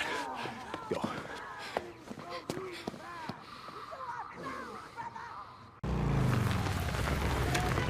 The last time we see Lisa is a couple of in-game weeks after the credits have rolled. In this cutscene, Lisa is seen outside the Lost Lake encampment once again, this time with her own bike. She remained hesitant to accept Deacon's help, but has clearly changed a lot as a person. It's genuine development. Similar to how Joel's body language changes, she now wears this tough exterior, which is both reminiscent of other survivors who've obviously gone through the same shit, but also her growth as a character. Starting out as this self-sufficient, albeit quiet and nervous girl, she's now tougher, more opinionated and confident. Piece of shit, but it runs. But leaving the quiet life of her hometown and experiencing the real world has also clearly traumatized her in more ways. She acts more untrustworthy and is skeptical of receiving help from others. I'm not staying in a goddamn camp. Yeah, do whatever you want. Lisa's arc is great. I love it. It's also another case of good character growth taking 36 hours to complete. The massive leap in time in between receiving missions about Lisa is so large that it's very interesting for this story to just fade into obscurity as you go, oh right, that girl again. Days Gone also has an issue where character arcs are concluded, and I'm not kidding, essential lore-breaking concepts are introduced only after the game is beaten. I guess like as a cliffhanger or a post-game treat, but like, how about we make the actual game interesting first? And the worst part is, these aren't like after-credit cutscenes that happen immediately after you beat the game. This last cutscene of Lisa, the literal completion of her character, is treated like some secret Easter egg instead of having it play out and conclude naturally and in a satisfying way during gameplay. There are a handful of missions like this, and they're given to the player several in-game weeks after the game is over. So unless you're actively looking for these missions or happen to be playing for hours after post-game, you won't get these cutscenes. So I doubt a majority of players even know these completed character arcs exist, and the majority of them, like me, found the clips on YouTube when looking the game up. There's a perfect example of this happening. Ben Studio drops, I shit you not, the most important cutscene in the entire potential franchise post-game. There's something that I have to tell you. So talk. In person! But let's not get sidetracked. Analyzing Lisa as a character reveals deeper issues within the story and highlights even the main protagonist's weakness as a character. Earlier, we mentioned that Deacon cares for Lisa. His motivation for doing so is initially unclear, and then when it's revealed why, it's left largely unexplored. I say largely. It's unexplored, straight up. Deacon adopts this protective nature for Lisa because she reminds him of Sarah's sister, Emma. Oh, did you think there was more? No, that's pretty much it. That's literally all he fucking wrote, ladies and gentlemen. This Emma character in question is almost never talked about, never explored in the many flashbacks, and only mentioned once or twice in the entire game. And one of them is a journal entry. Do you remember when The Last of Us introduced the little girl we all cared about, took her away from us, and then introduced another one to our broken protagonist? This is the equivalent of that, but without nearly enough context to build up an emotional impact, and the writers going, yeah, this is going to hit the same. Now, I'm not saying they're copying The Last of Us. Some stories are going to have similarities, especially ones in the same genre. All I'm saying is create something that indicates why Deacon would care about this character, other than Deacon writing it down in his journal in the pause menu. One of Deacon's character traits is that he won't cause harm to women or children if they're unarmed. I don't shoot women if I have a choice. Do I have a choice? I ain't got nothing. This is met with criticism from other characters who justifiably thinks this mindset will get him killed. Throughout the game, characters like Lisa trigger this protective side of Deacon. You can also see aspects of this trait when Deacon refuses to kill a random raider woman in self-defense, going to lengths and putting his own life in danger to potentially save her, even when she's pointing a gun at him. I would highly prefer if there was any exploration on why Deacon, even when his life's being threatened, treats women this way. Other than the implication that saving women and children is a good thing, the way this scene plays out is so cliche too. Sherlock Deacon Holmes realizes that if the gun she's holding had ammo, he'd already be dead. If you had bullets, I wouldn't be breathing now, would I? Please. He lets her go, and the scene attempts to have you feel like Deacon is such a morally upright and perceptive guy. But I would have preferred if this moment challenged him as a character. What if it wasn't clear to him she had no ammo and he killed her in self-defense, only to find out that he wasn't in danger? What if he felt tremendous guilt and opened up to someone about it, revealing why he's so protective of women and children in the first place? If you consider the gameplay to be canon, Deacon has killed scores of women when he's threatened, and he is never fazed by it. So if he isn't, why does he make the extra effort? Why make the exception in this exact scenario when you know her intention was to kill you and that she'll do it again and to others when given the chance? Why make the exception at all? Seriously, how does Deacon feel about this? Instead, Deacon has a perception level of 10 at all times and is never in a complex situation where the lines are blurred and he needs to make a decision that isn't so straightforward. When you're a writer who characterizes Deacon like he's the Walking Dead's John Wick, who plays situations out perfectly like this, you reap the kind of story that you sow. Does that work? Can I say that? Ultimately, Days Gone is a low-stakes action flick that doesn't explore anything too deeply. A journal entry is enough exposition, and an unexplored past relationship is the only motivation you need for your main character to be kind to women and children. And really complex situations never challenge the main character or their belief systems, since they handle everything perfectly, unless the story permits they don't. There is no real foundation for who Deacon is as a character, and that can result in a vapid, entertaining action video game, but not a very deep or compelling one.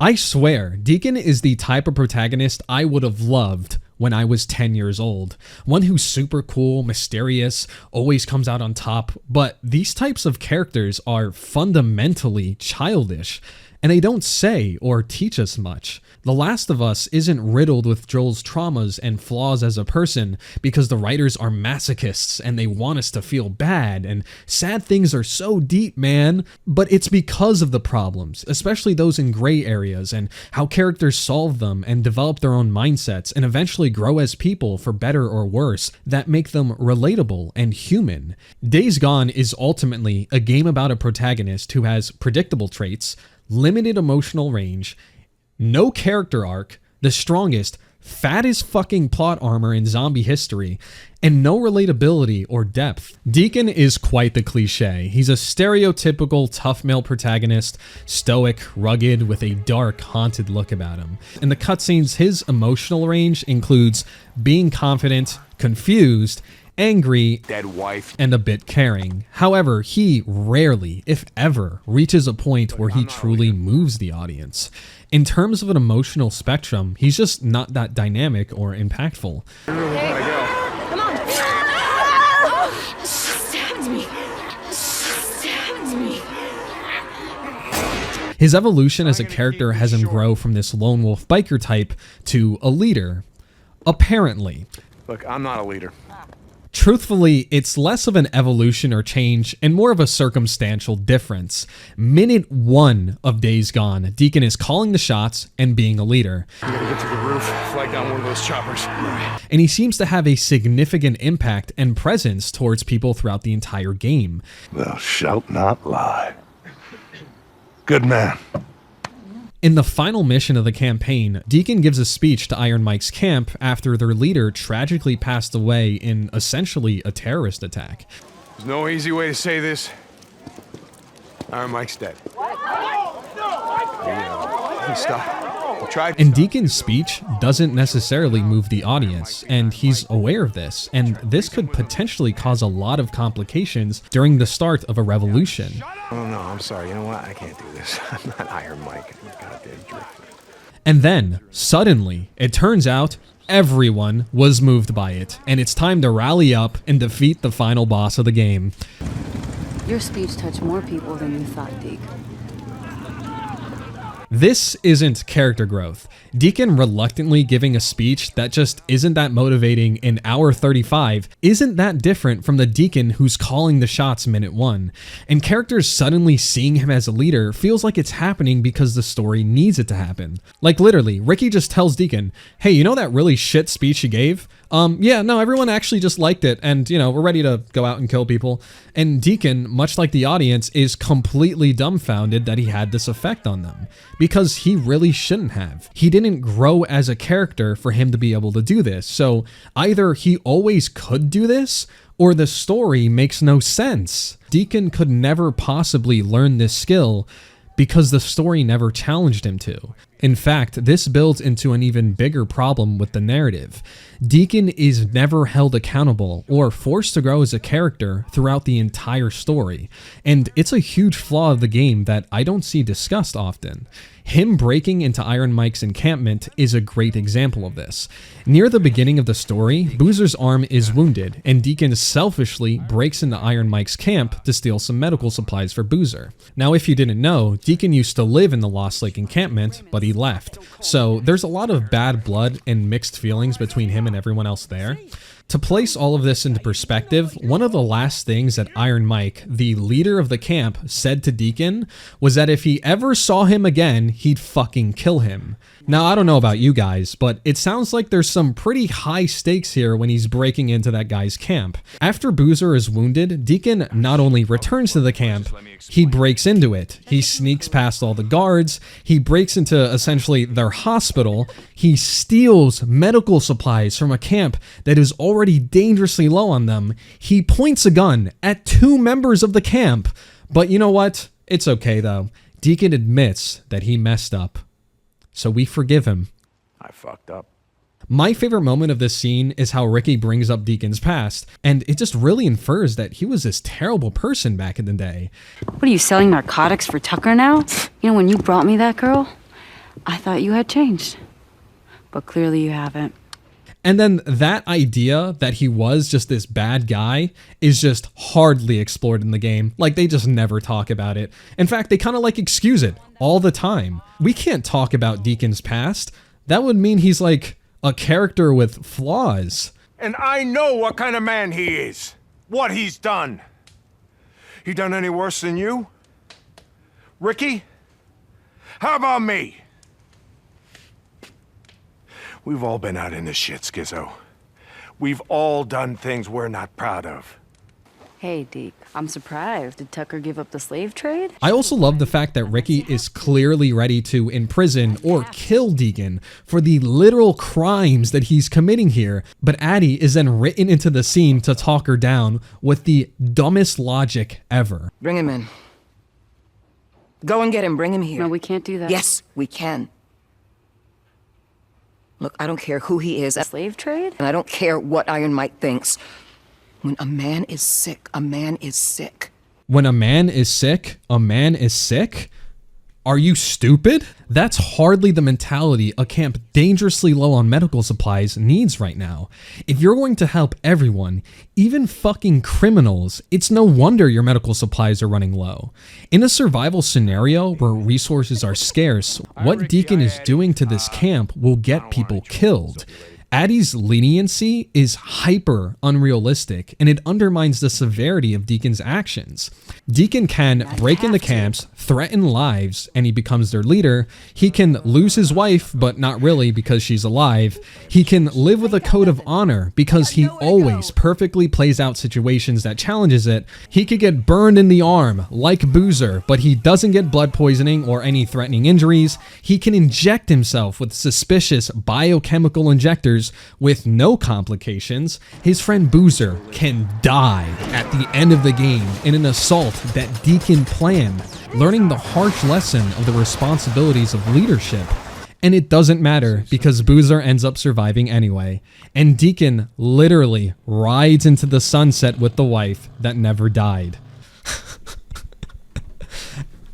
Can someone try to find one thing wrong that happens to Deacon in this entire game? Please tell me in the comments, because I can't find one.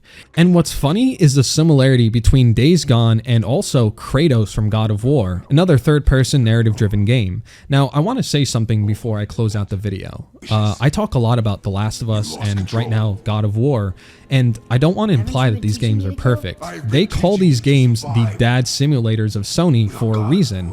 It's getting kind of repetitive when your main character is stoic, rugged, brooding, and haunted by his past. But what makes all the difference in these games is the deep and compelling exploration as to why these characters work the way they do, and the substantial growth that happens throughout the game. A god of war, god of pain, of suffering, of destruction. Out of Days Gone, Last of Us, God of War, guess which one of these games gets sequels and awards for writing their tough guy protagonist this way? Ultimately, Days Gone's potential is hampered by poor pacing, underdeveloped character motivations, and a lack of emotional depth. And while it introduces interesting concepts and can even be really fun at times, the execution falls short, leaving players with a series of missed opportunities.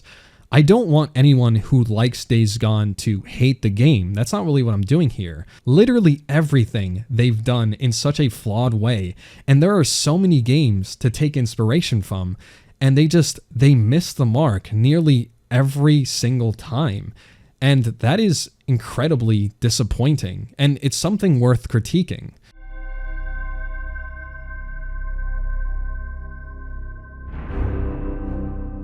The antagonists of Days Gone highlight many of the game's writing issues. Through antagonists like Carlos and the General and their factions, we see a lack of depth, exploration, and moral simplifications that negatively affect the game's tone. The Rest in Peace cult, referred to by the characters as the Rippers, is an antagonistic faction in Days Gone. They are an insane cult that worship the Freakers, engaging in practices like mutilating their bodies and constant drug abuse. These practices have effectively devolved them into animals. From afar, they look like Freakers, which is intentional on their part. Their worship of the Freakers and the apocalypse has turned them into fanatics who have thrown away all sense of morality and self-identity, deeming the rest of civilization as blasphemous. For example, Boozer, at the start of the game, is briefly held down by Rippers who torch his arm because they dislike his tattoos, which represent brotherhood, community, and individuality, a part of the world they consider an abomination. This mentality causes the Rippers to continue torturing and killing other humans they encounter. We're lost, and we are found. Fuck you. The path, brother. The path. We will show you. You are not one of the... Carlos, originally Jesse, was once a member of Deacon's former motorcycle club. This connection adds some context to his character and motivations, but the game doesn't delve deeply into his transformation or the Ripper's origins, making his character and the rest of his faction feel underdeveloped. Ultimately, Days Gone's writing lacks the depth needed to explain why this crazy cult is anything other than a generic, one-dimensional group that Deacon can shoot at without any moral complications or complexity. The Rippers are defeated by Boozer and Deacon when they flood their entire base by breaking open a dam. Now, you might be alarmed by how quickly I've gotten to the destruction of their entire civilization, but you shouldn't be. That's literally how the story handles the Rippers. Our main characters grow tired, decide to kill them, locate a dam near their base, and in one afternoon cause a massive flood that wipes out most of the Rippers, does significant damage to their home, and they isolate and kill their leader. Our main protagonist, the good guys, kill hundreds, if not thousands of people in one swoop, and the story tries to depict this as a necessary evil. But the characters don't care enough or grow enough to drive this point home, and as a result, they end up teaching the player the more corrupt lesson that this whole genocide was actually a good thing. Iron Mike is about the only one who has a genuine problem with this genocide, and sometimes he's written to be intelligent and wise, but then for plot reasons he becomes genuinely fucking stupid. As a leader, Iron Mike demonstrates an ethical approach to the apocalypse. He makes a shaky deal with the Rippers to promote peace, he doesn't spread propaganda or enforce martial law like Copeland, and he doesn't run a labor-intensive camp like Tucker. Characters criticize Iron Mike for making a peace treaty with the Rippers, referring to him as this pacifist who's incapable of violence. But from his perspective, it's less about believing the Rippers can keep peace, and more about creating and fighting for a world where camps can eventually work together. I don't like Carlos and his Rippers any more than I like Tucker or Copeland and his goddamn truthers. All right, but here, look. Here's the thing, Deke. I'm not going out of my way to kill any of them. So, naturally, Iron Mike is pissed when Deacon and Boozer commit a genocide, and in a not-so-shocking twist, the game incorrectly portrays him as the crazy old man who just can't face reality. Meanwhile, Iron Mike's the most grounded person in the entire game. He tells Deacon to drop the us versus them mentality. Humans need to work together versus the monsters that are eating them. It's who we are and the choices we make that affect the world. During this conversation, Deacon is laughing, smiling, telling Iron Mike he doesn't see the world for what it is. He's genuinely an unlikable piece of shit in this scene, and the entire time he's got this shit-eating grin like he knows everything. He doesn't give Mike's viewpoint any validity. He doesn't update or challenge his own mindset. He doesn't feel anything after murdering hundreds or thousands of people.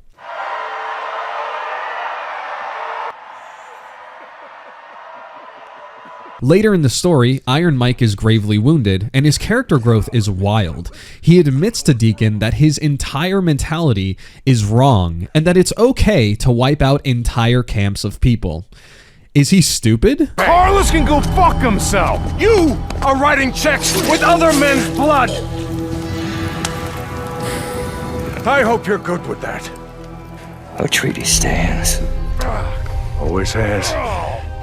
Let's get you some water. From where I'm standing. It's either us or them. It's always us or them. Always! Remember something. Both of you, remember, we are all part of the same camp. You know the reason we're going to hell? Is we can't figure out that us is every goddamn soul that ain't walking around in shit-stained pants trying to eat us! We make the world what it is by what we do. All of us. We need everyone. I mean everyone who is willing to be here, who is willing to work, who is willing to help us rebuild. Freaks aren't going to be around forever. Now when they're gone, we're going to need some folks around here to help pick up the pieces. I'm not going out of my way to kill any of them. I've had my share of killing. My truce will hold. You can bet on it. I was wrong! You do what you have to. You keep this camp safe.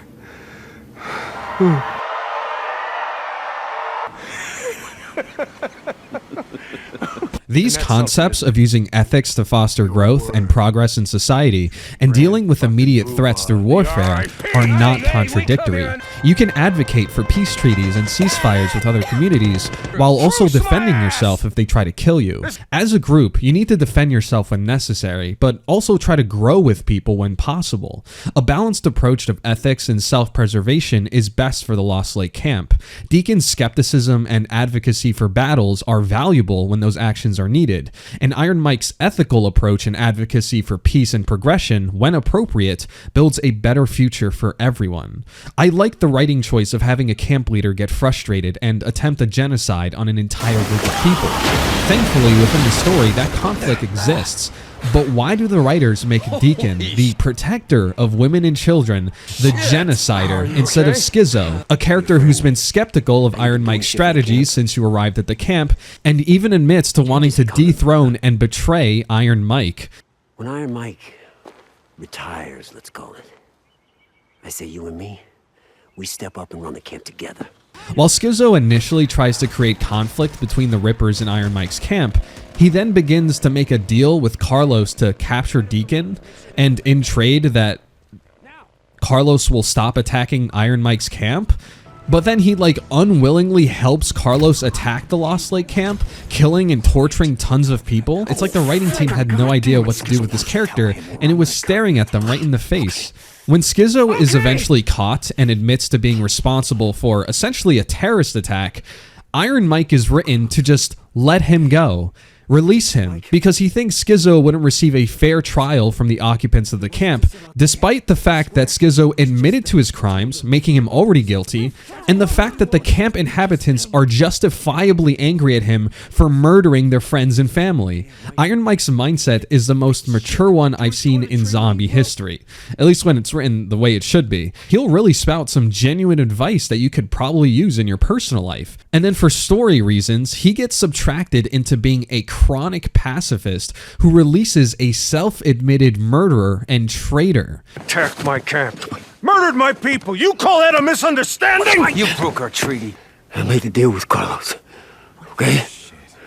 Mike, I just want to say... We're gonna give him a fair trial. Like civilized people. And he's gonna get what's coming to him. I'm not sorry, Mike. I'm not. I let him go. Schizo. Ain't no way he was getting a fair trial. Ain't no way he was getting a fair trial. I'm not sorry, Mike. I'm not. Because why would you free a guy who betrayed your camp and helped in a terrorist attack? Seriously, if you think about it for 2 seconds, you'll realize that plenty of people died in the Ripper attack. Iron Mike, as the leader of the camp, would know almost all of these victims personally. How he decides to let Schizo go, despite him literally confessing to aiding in the deaths of all these innocent people, claiming that he wouldn't get a fair trial, is beyond comprehension. To no one's surprise, near the end of the game, Schizo mortally wounds Iron Mike in a shooting, and he dies.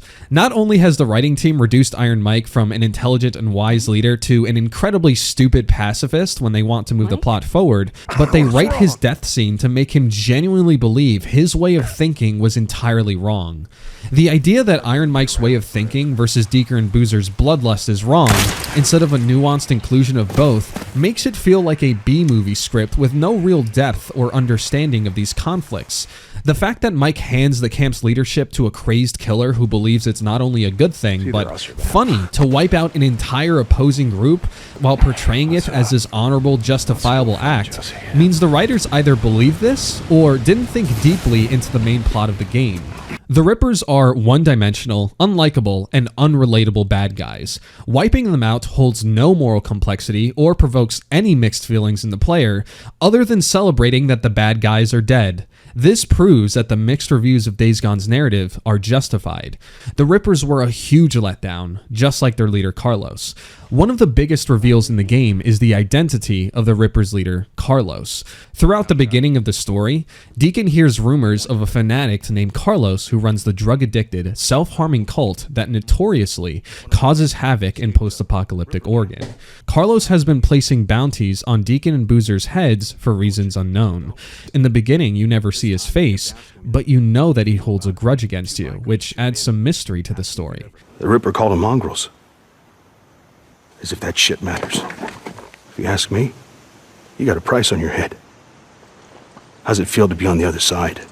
After trusting the wrong man, Deacon is captured by the Rippers, interrogated, and tortured by none other than the mysterious antagonist who's been on his tail the entire game. Only when he's revealed do we learn with Deacon that Carlos's real name is Jesse, and he used to run with Deacon and Boozer in the past. Jesse, before becoming Carlos, was a member of the same biker club as Deacon and Boozer. One day, he murdered a fellow member over drugs. The club president, Jack, punished Jesse by painfully removing his mongrel's tattoo via welding torch, while Deacon and Boozer held him down before excommunicating him from the MC. This trauma led Jesse to want to be free of his scars and memories, which the apocalypse enabled. And it's the main inspiration behind the self-mutilations and the burning of people's skin. Except for a game that throws a bunch of mandatory scenes at the player highlighting Deacon's past relationship with his wife and Boozer, Jesse is never seen or mentioned in any of these cutscenes. The Carlos reveal was admittedly pretty good. Like, man, this cult leader used to run with Deacon and his boy? But how much better, how much more impactful would this reveal have been if Jesse was an established character in all this downtime with these mandatory flashbacks, who is then revealed to have turned into a fanatic cult leader? You could be just as shocked as Deacon with this reveal, but unfortunately, you're only learning about Jesse and the relevancy of his past with Deacon for the first time. So ultimately, it's not shocking. In Days Gone fashion, it's kind of cool, great in concept even, but ultimately, you don't really care. And then an hour later, Deacon and Boozer, no shit, wipe out the entirety of the Rippers. Seriously, the game builds up Carlos, slowly reveals who the Rippers are, and then just kills them before the second act. Carlos is a conceptually brilliant character, who sadly becomes another missed opportunity in a sea of Days Gone's unexplored, poorly written, and less than impactful narrative choices. And the icing on the cake is the boss fight leading to Carlos's demise. It's the jankiest action piece I've seen in the game, and ironically, a fitting end for such a mid-experience. Carlos and his gang are a huge fan of abusing narcotics, so it's very him to blow cocaine, PCP, methamphetamine, whatever the fuck he did, into Deacon's nose while they're fighting. Deacon gets high, and the visual support that the devs did no research on what drugs actually feel like because okay, you have blurred vision. You know, I can suspend my disbelief as if that's the only symptom to what I can assume is hard drugs, but whatever. But also, Deacon can just fight Carlos with no trouble. As the fight begins, you're in an empty room with Carlos, but while you're fighting him, there's a crowd cheering the fight on. Okay, both of these ideas work because if the cult really is that crazy, maybe they just don't give a shit that the entirety of their base is being flooded and they want to cheer on their boss in a fight, despite the fact that society around them is ending. It also works that if you killed them, well, the room would be empty because they're all dead. But you can't have both. You can't have an empty room in the cutscene, and then suddenly in gameplay there's a crowd watching, and then when the fight is over, I don't want to hear the excuse that the crowd is a hallucination. If Carlos blew a hallucinogenic onto Deacon, we'd see a lot more than just people clapping and a light headache, and he'd at least struggle to fight Carlos. The mechanics of the fights are awkward too. You dodge his attacks and then chain yours, but not too much before he attacks again.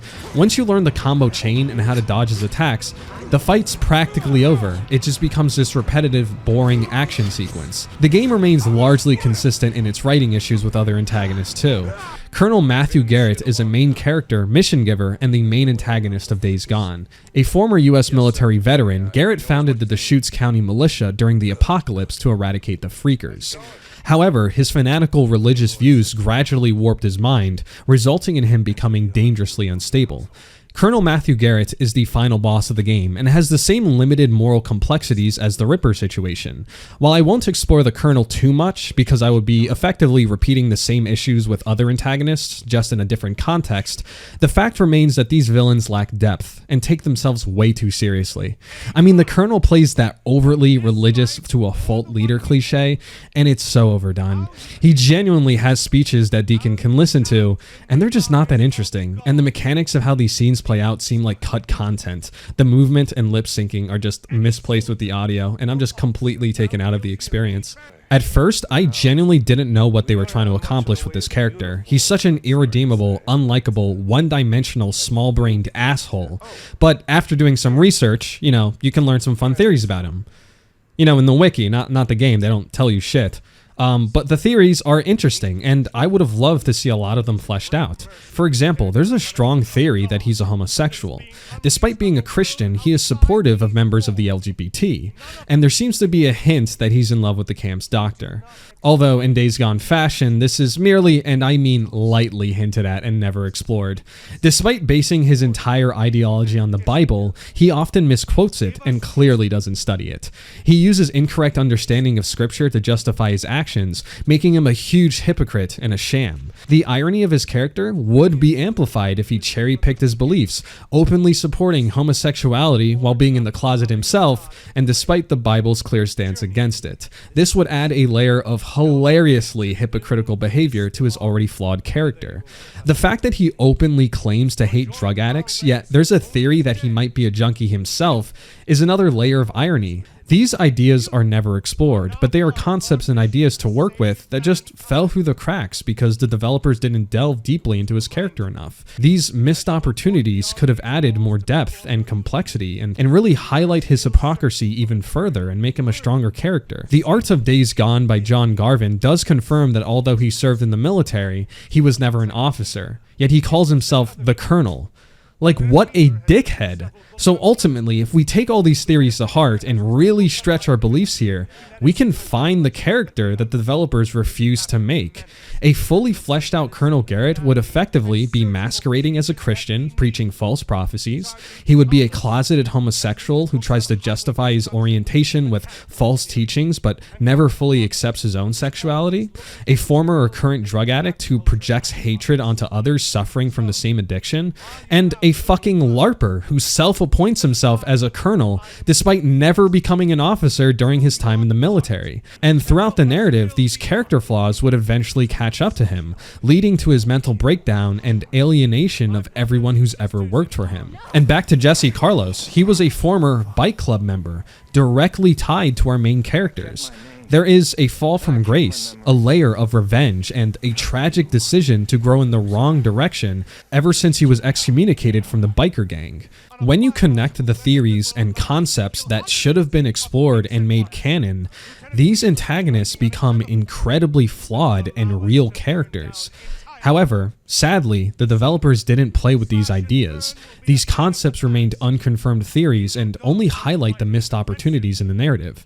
Earlier, I mentioned that if Days Gone doesn't want to discuss bigger issues, it doesn't have to.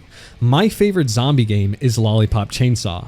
Now, I'm not going to do a full analysis on it yet, but for the sake of the argument, let's assume Lollipop Chainsaw is nothing but dumb, surface-level zombie parody bullshit. Even if that were true, the game, story, character, feel, and look, the tone of this video game is incredibly entertaining and true to itself. If the developers want Days Gone to be an unserious and entertaining zombie video game, it can be, but the issue is the fact that they tried to be deep, but failed. Because just like how Colonel Garrett takes himself way too seriously with his dumb speeches and hypocrisy, Days Gone tries to say a lot of deep shit too, but most of the time fails to say anything compelling at all. The tone of Days Gone is dark and gritty, and it's not up for debate. A fellow bike member is traumatized by his excommunication and turns into a fanatic. Iron Mike's former camp was killed in a tragic war that wiped out both sides. Deacon nearly lost his life partner when she attempted to save a little girl, who then stabbed her in the stomach after the reveal of her being infected by a deadly virus. Sarah herself has a direct connection and involvement to the virus, and indirectly helped in spreading it to the world. Deacon, I was a part of this. They used me. On a macro scale, refugee camps are wiped out, families torn apart, college classrooms are filled with the bodies of students who'd rather take their own lives than become one of the infected. Days Gone aims to tell a real, impactful story, especially relevant to those who've experienced a pandemic or live under the threat of mass destruction. It's a genre worth exploring and evaluating, reflecting the real dangers of society's collapse due to poor decision-making by those in power. However, the game's biggest sin is leaving characters unexplored and ideas thinly layered. Emotional moments often feel silly rather than impactful, and the deaths of antagonists or friends hold no weight, exposing only the weakness in the script. This results in a game that attempts to tackle deep themes, but ultimately falls short, leaving much to be desired. Consequently, Days Gone struggles to make its characters, politics, or future engaging. However, there's actually one story that gets all of this right. One story introduces all the elements that the narrative is missing, and that's with the character Wade Taylor.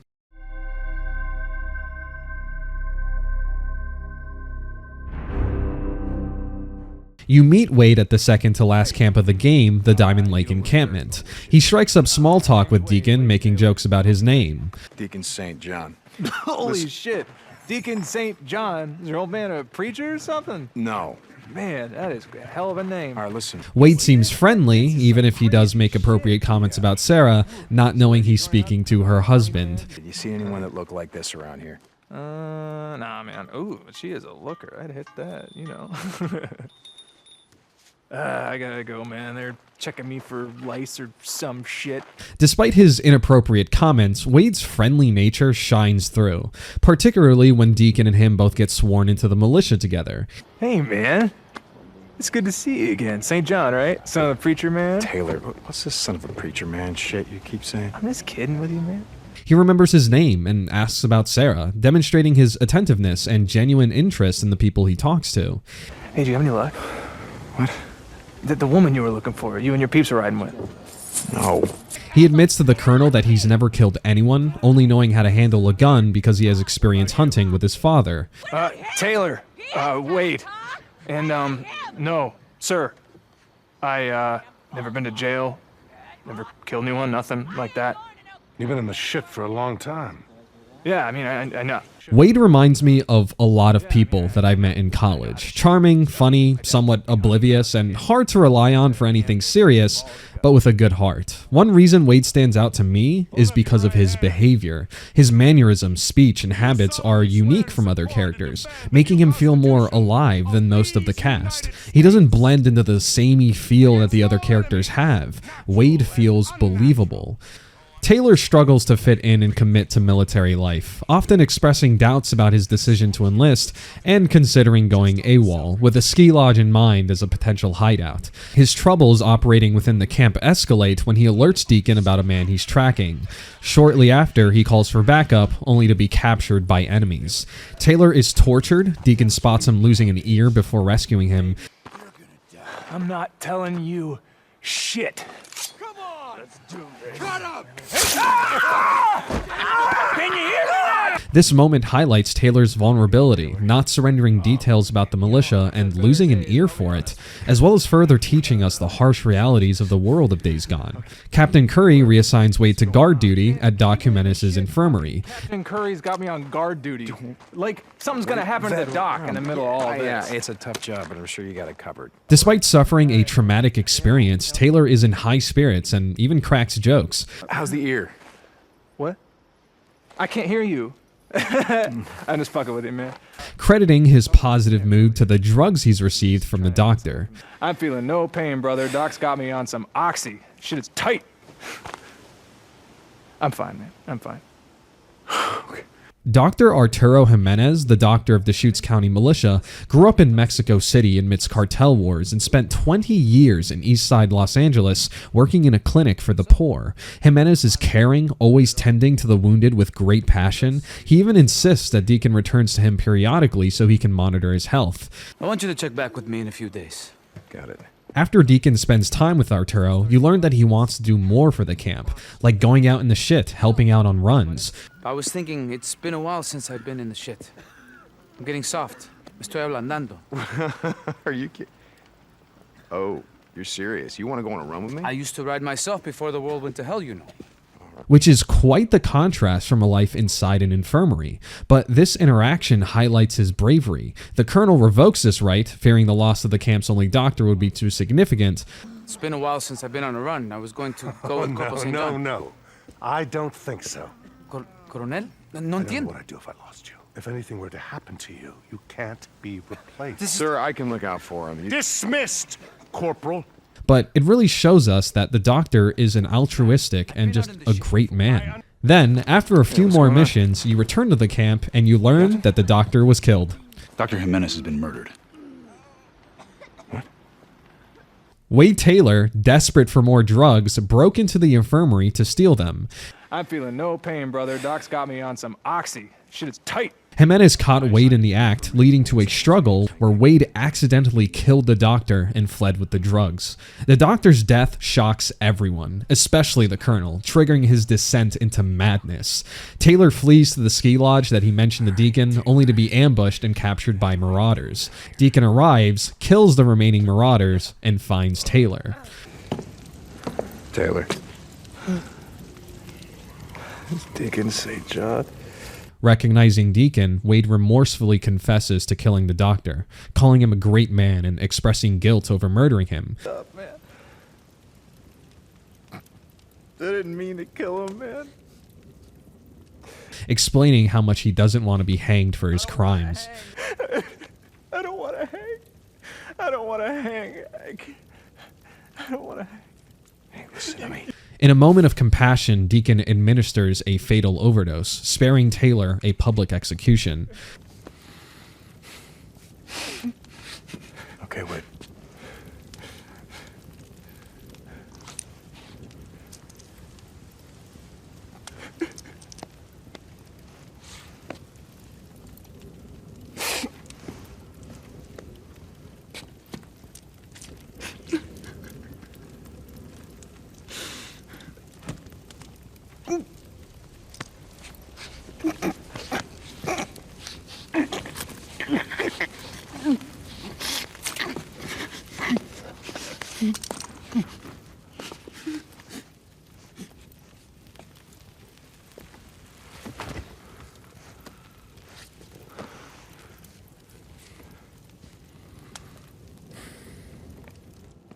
St. John.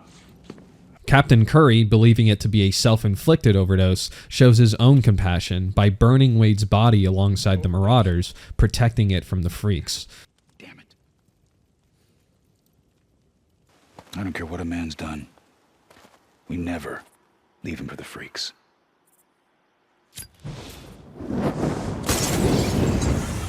Wade Taylor's story is one of the best in the game. His dialogue and mannerisms are well fleshed out. His story arc aligns perfectly with the game's pacing. Like, seriously, he's only there for a few hours, and that's mainly because of the other missions in between his story.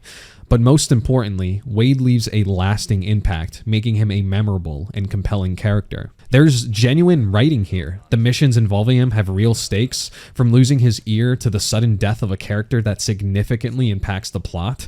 He's multidimensional, with thoughts of abandoning the military, yet not betraying them when kidnapped, and how he can murder someone to satiate his drug addiction, yet feel incredibly remorseful and sorrowful about his actions, and it all makes his death that much more tragic. The foreshadowing in Taylor's story is also well done. His initial jokes about Deacon's name contrast sharply with his remorseful use of it before his execution. Holy shit. Deacon St. John. Taylor. Deacon St. John. Taylor's admission of never killing anyone foreshadows the gravity of his accidental murder of Doc Jimenez. His enjoyment of the doctor's drugs and criticisms of the infirmary even needing a guard Like, something's gonna happen to the doc in the middle of all this. Yeah, it's a tough job, but I'm sure you got it covered. foreshadow his desperate attempt to break into it and kill the man that he was tasked to protect. And finally, Deacon's decision to administer a fatal overdose instead of letting Taylor face execution is a bittersweet moment that has us all feel the same mixed emotions that Deacon's feeling. It aligns with the game's intended tone too, but sadly, this emotional effect doesn't happen too frequently within the story. If Days Gone had more stories like Taylor's, the emotional impact and overall narrative would be stronger. When the audience is able to relate to Deacon's emotions through Taylor's story, it's genuinely compelling, and it makes you wish more stories within the game are written this way.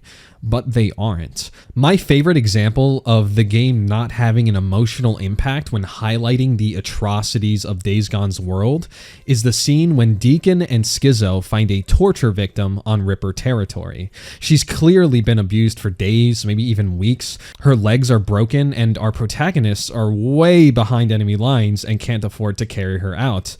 And because of this, Deacon, to end her suffering, decides to mercy kill her. This woman, the character's name is Sigil Victim. We've never seen her before. We don't know or care about her. The devs haven't even bothered to name her. I mean, even Two Dog got more love than this. And now we're forced to watch Deacon just choke her out. It's gonna be okay. It's fine. It's okay. It's okay. Shh. Shh. It's gonna be okay. It's gonna be okay. It's okay. It's okay. Holy shit, did he strangle her in like 10 fucking seconds? Because of these Sigil Victim moments, the logic of Deacon's mindset, specifically why he justifies a genocide in the first place with the Rippers, it is shown, but emotionally, I am not invested. I don't care. I don't feel for this woman. I don't feel the emotions Deacon is having trying to kill her, or most other situations like this in the story. And because of that, events like the genocide on the Rippers has a very superficial impact. The bad guys are bad, and now they're dead. Okay, the contrast between seeing the world through the character's lens and feeling darkly justified in their killings, and only being able to logically acknowledge why they killed everyone, results in radically different experiences, even when the details are largely the same. Stories are not mainly a logical experience, they're mostly an emotional one. If you can't connect with the characters, the people within them, you're not going to connect with the story. And this is precisely where Days Gone fails with its narrative. This is why when the game does introduce cool ideas, I have little faith that the writers will play it out to its full potential. One of the game's biggest flaws is that it becomes the most interesting at the worst possible moment, the very end.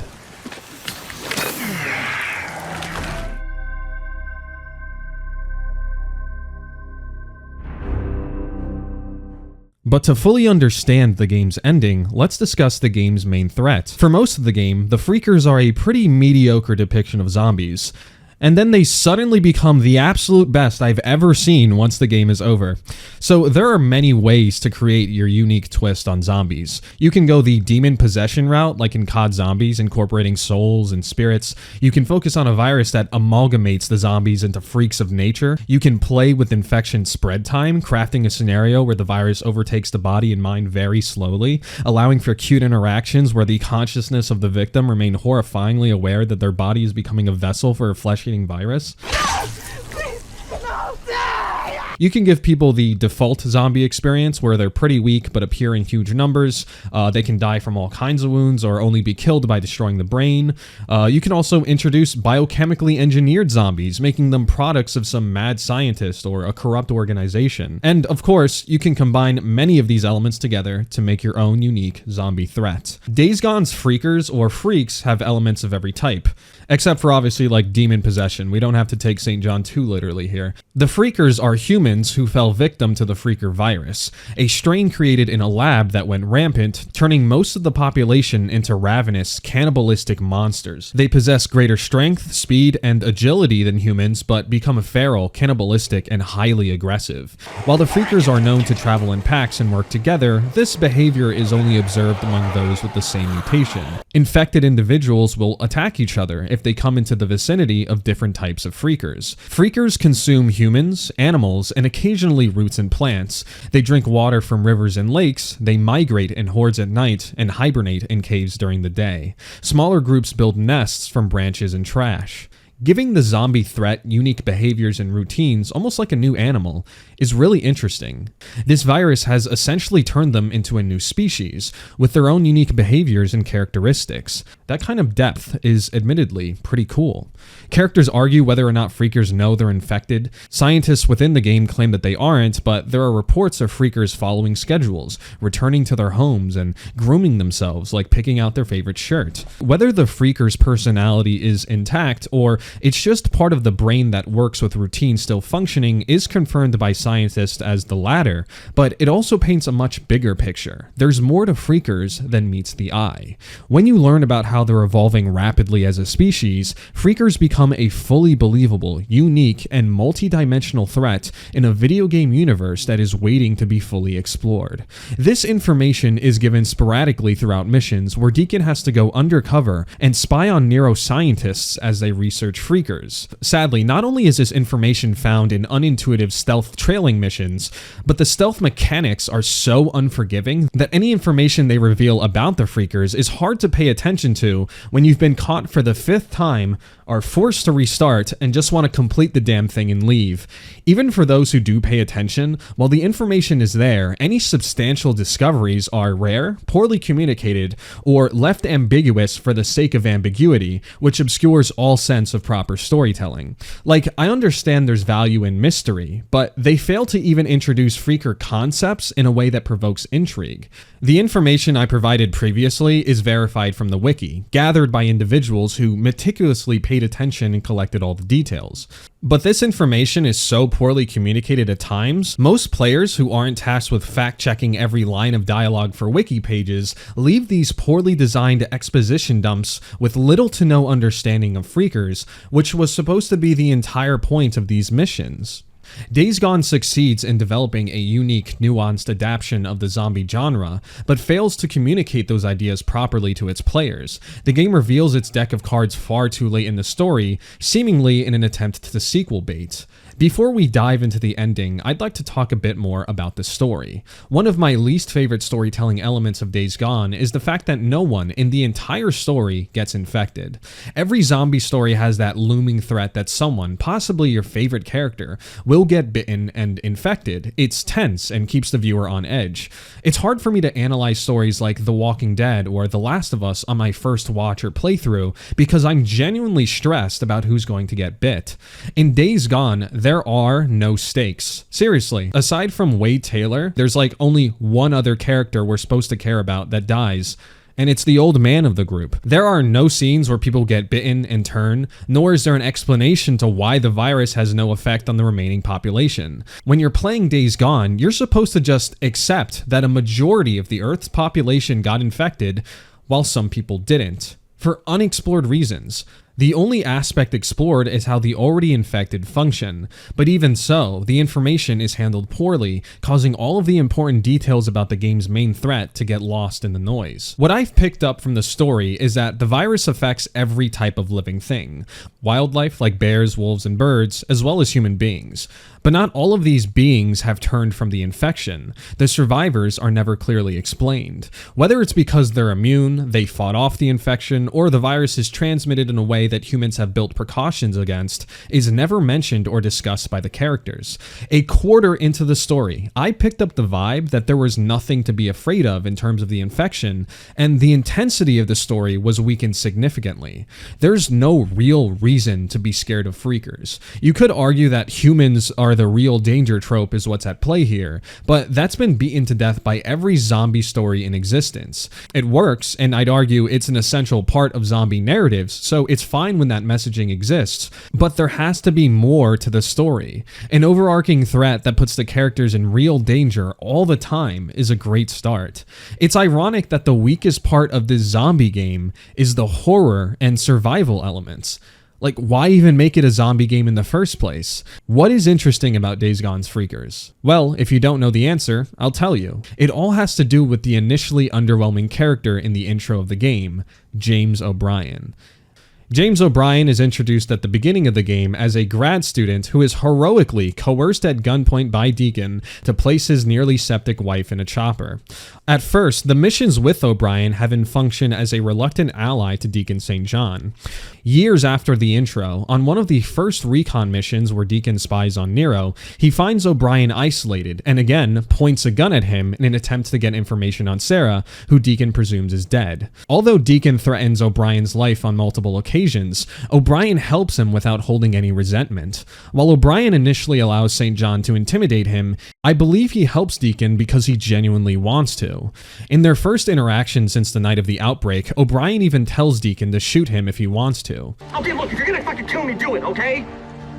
I did my job. Did the woman your wife? I put her on oxygen, I gave her an IV.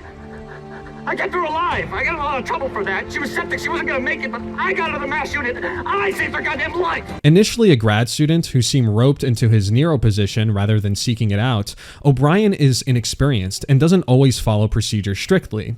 Over time, it's believable that he would grow into a less brainwashed Nero personnel and bend the rules a bit if he thinks it'll help people. Nevertheless, after his initial encounter, O'Brien continues to seek out Deacon and feed him inside information on his radio, which wouldn't make sense if he were only motivated by a fear of being killed. O'Brien feeling a moral obligation to help the man find the wife he entrusted him with and educate him and thus the world with inside information at Nero makes a lot more sense throughout and explains the ending of the game. Deacon meets O'Brien near a chopper one final time, which is surprising since throughout the game it's clear that O'Brien doesn't hold much power at Nero and has to make his meetings with Deacon discreet and work around his schedule. At the beginning of the game, we see O'Brien's face through the hazmat suit. He's a young, nervous man overwhelmed by the apocalypse and Deacon's threats. Throughout the game, he is subtly shrouded in mystery as the hazmat helmets obscure his and other scientists' identities. At the landing zone, O'Brien approaches Deacon, takes off his helmet, and reveals to Deacon St. John that he is a freaker. He explains that freakers are evolving and that a bigger threat is coming. He super jumps back onto the chopper before it flies away. This reveals that freakers don't just come in small and large builds, they don't only infect animals or humans, nor do they only sometimes grow hair and super speed, but there's also a type of freaker that's evolved to retain its human intelligence, as well as the characteristics of a freaker, like its physical appearance and abilities, such as enhanced movement and strength. This is really fucking interesting. An intelligent, infected zombie. Holy shit, this trumps everything. Forget little girls being immune, zombie-human hybrids are canon in Days Gone. What kind of discussion will this bring? How will this affect the world? Were the Iron Butte Cloverdale lab really wrong in making this virus if it would have eventually resulted in stronger humans? I mean, probably, but you know, it's something to think about. What's the story's next step in exploring this incredibly cool and unique idea?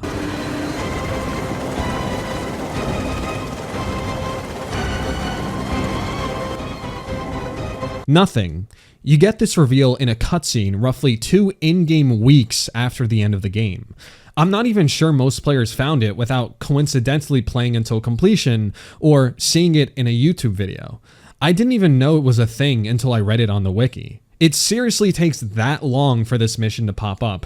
I had to sleep like several times to trigger the mission after reading it on the wiki, and I was already playing post-endgame for several hours. The very concept that instantly makes Days Gone different from other zombie titles is essentially a sequel-baiting cliffhanger that doesn't reveal itself until hours after the main story is finished.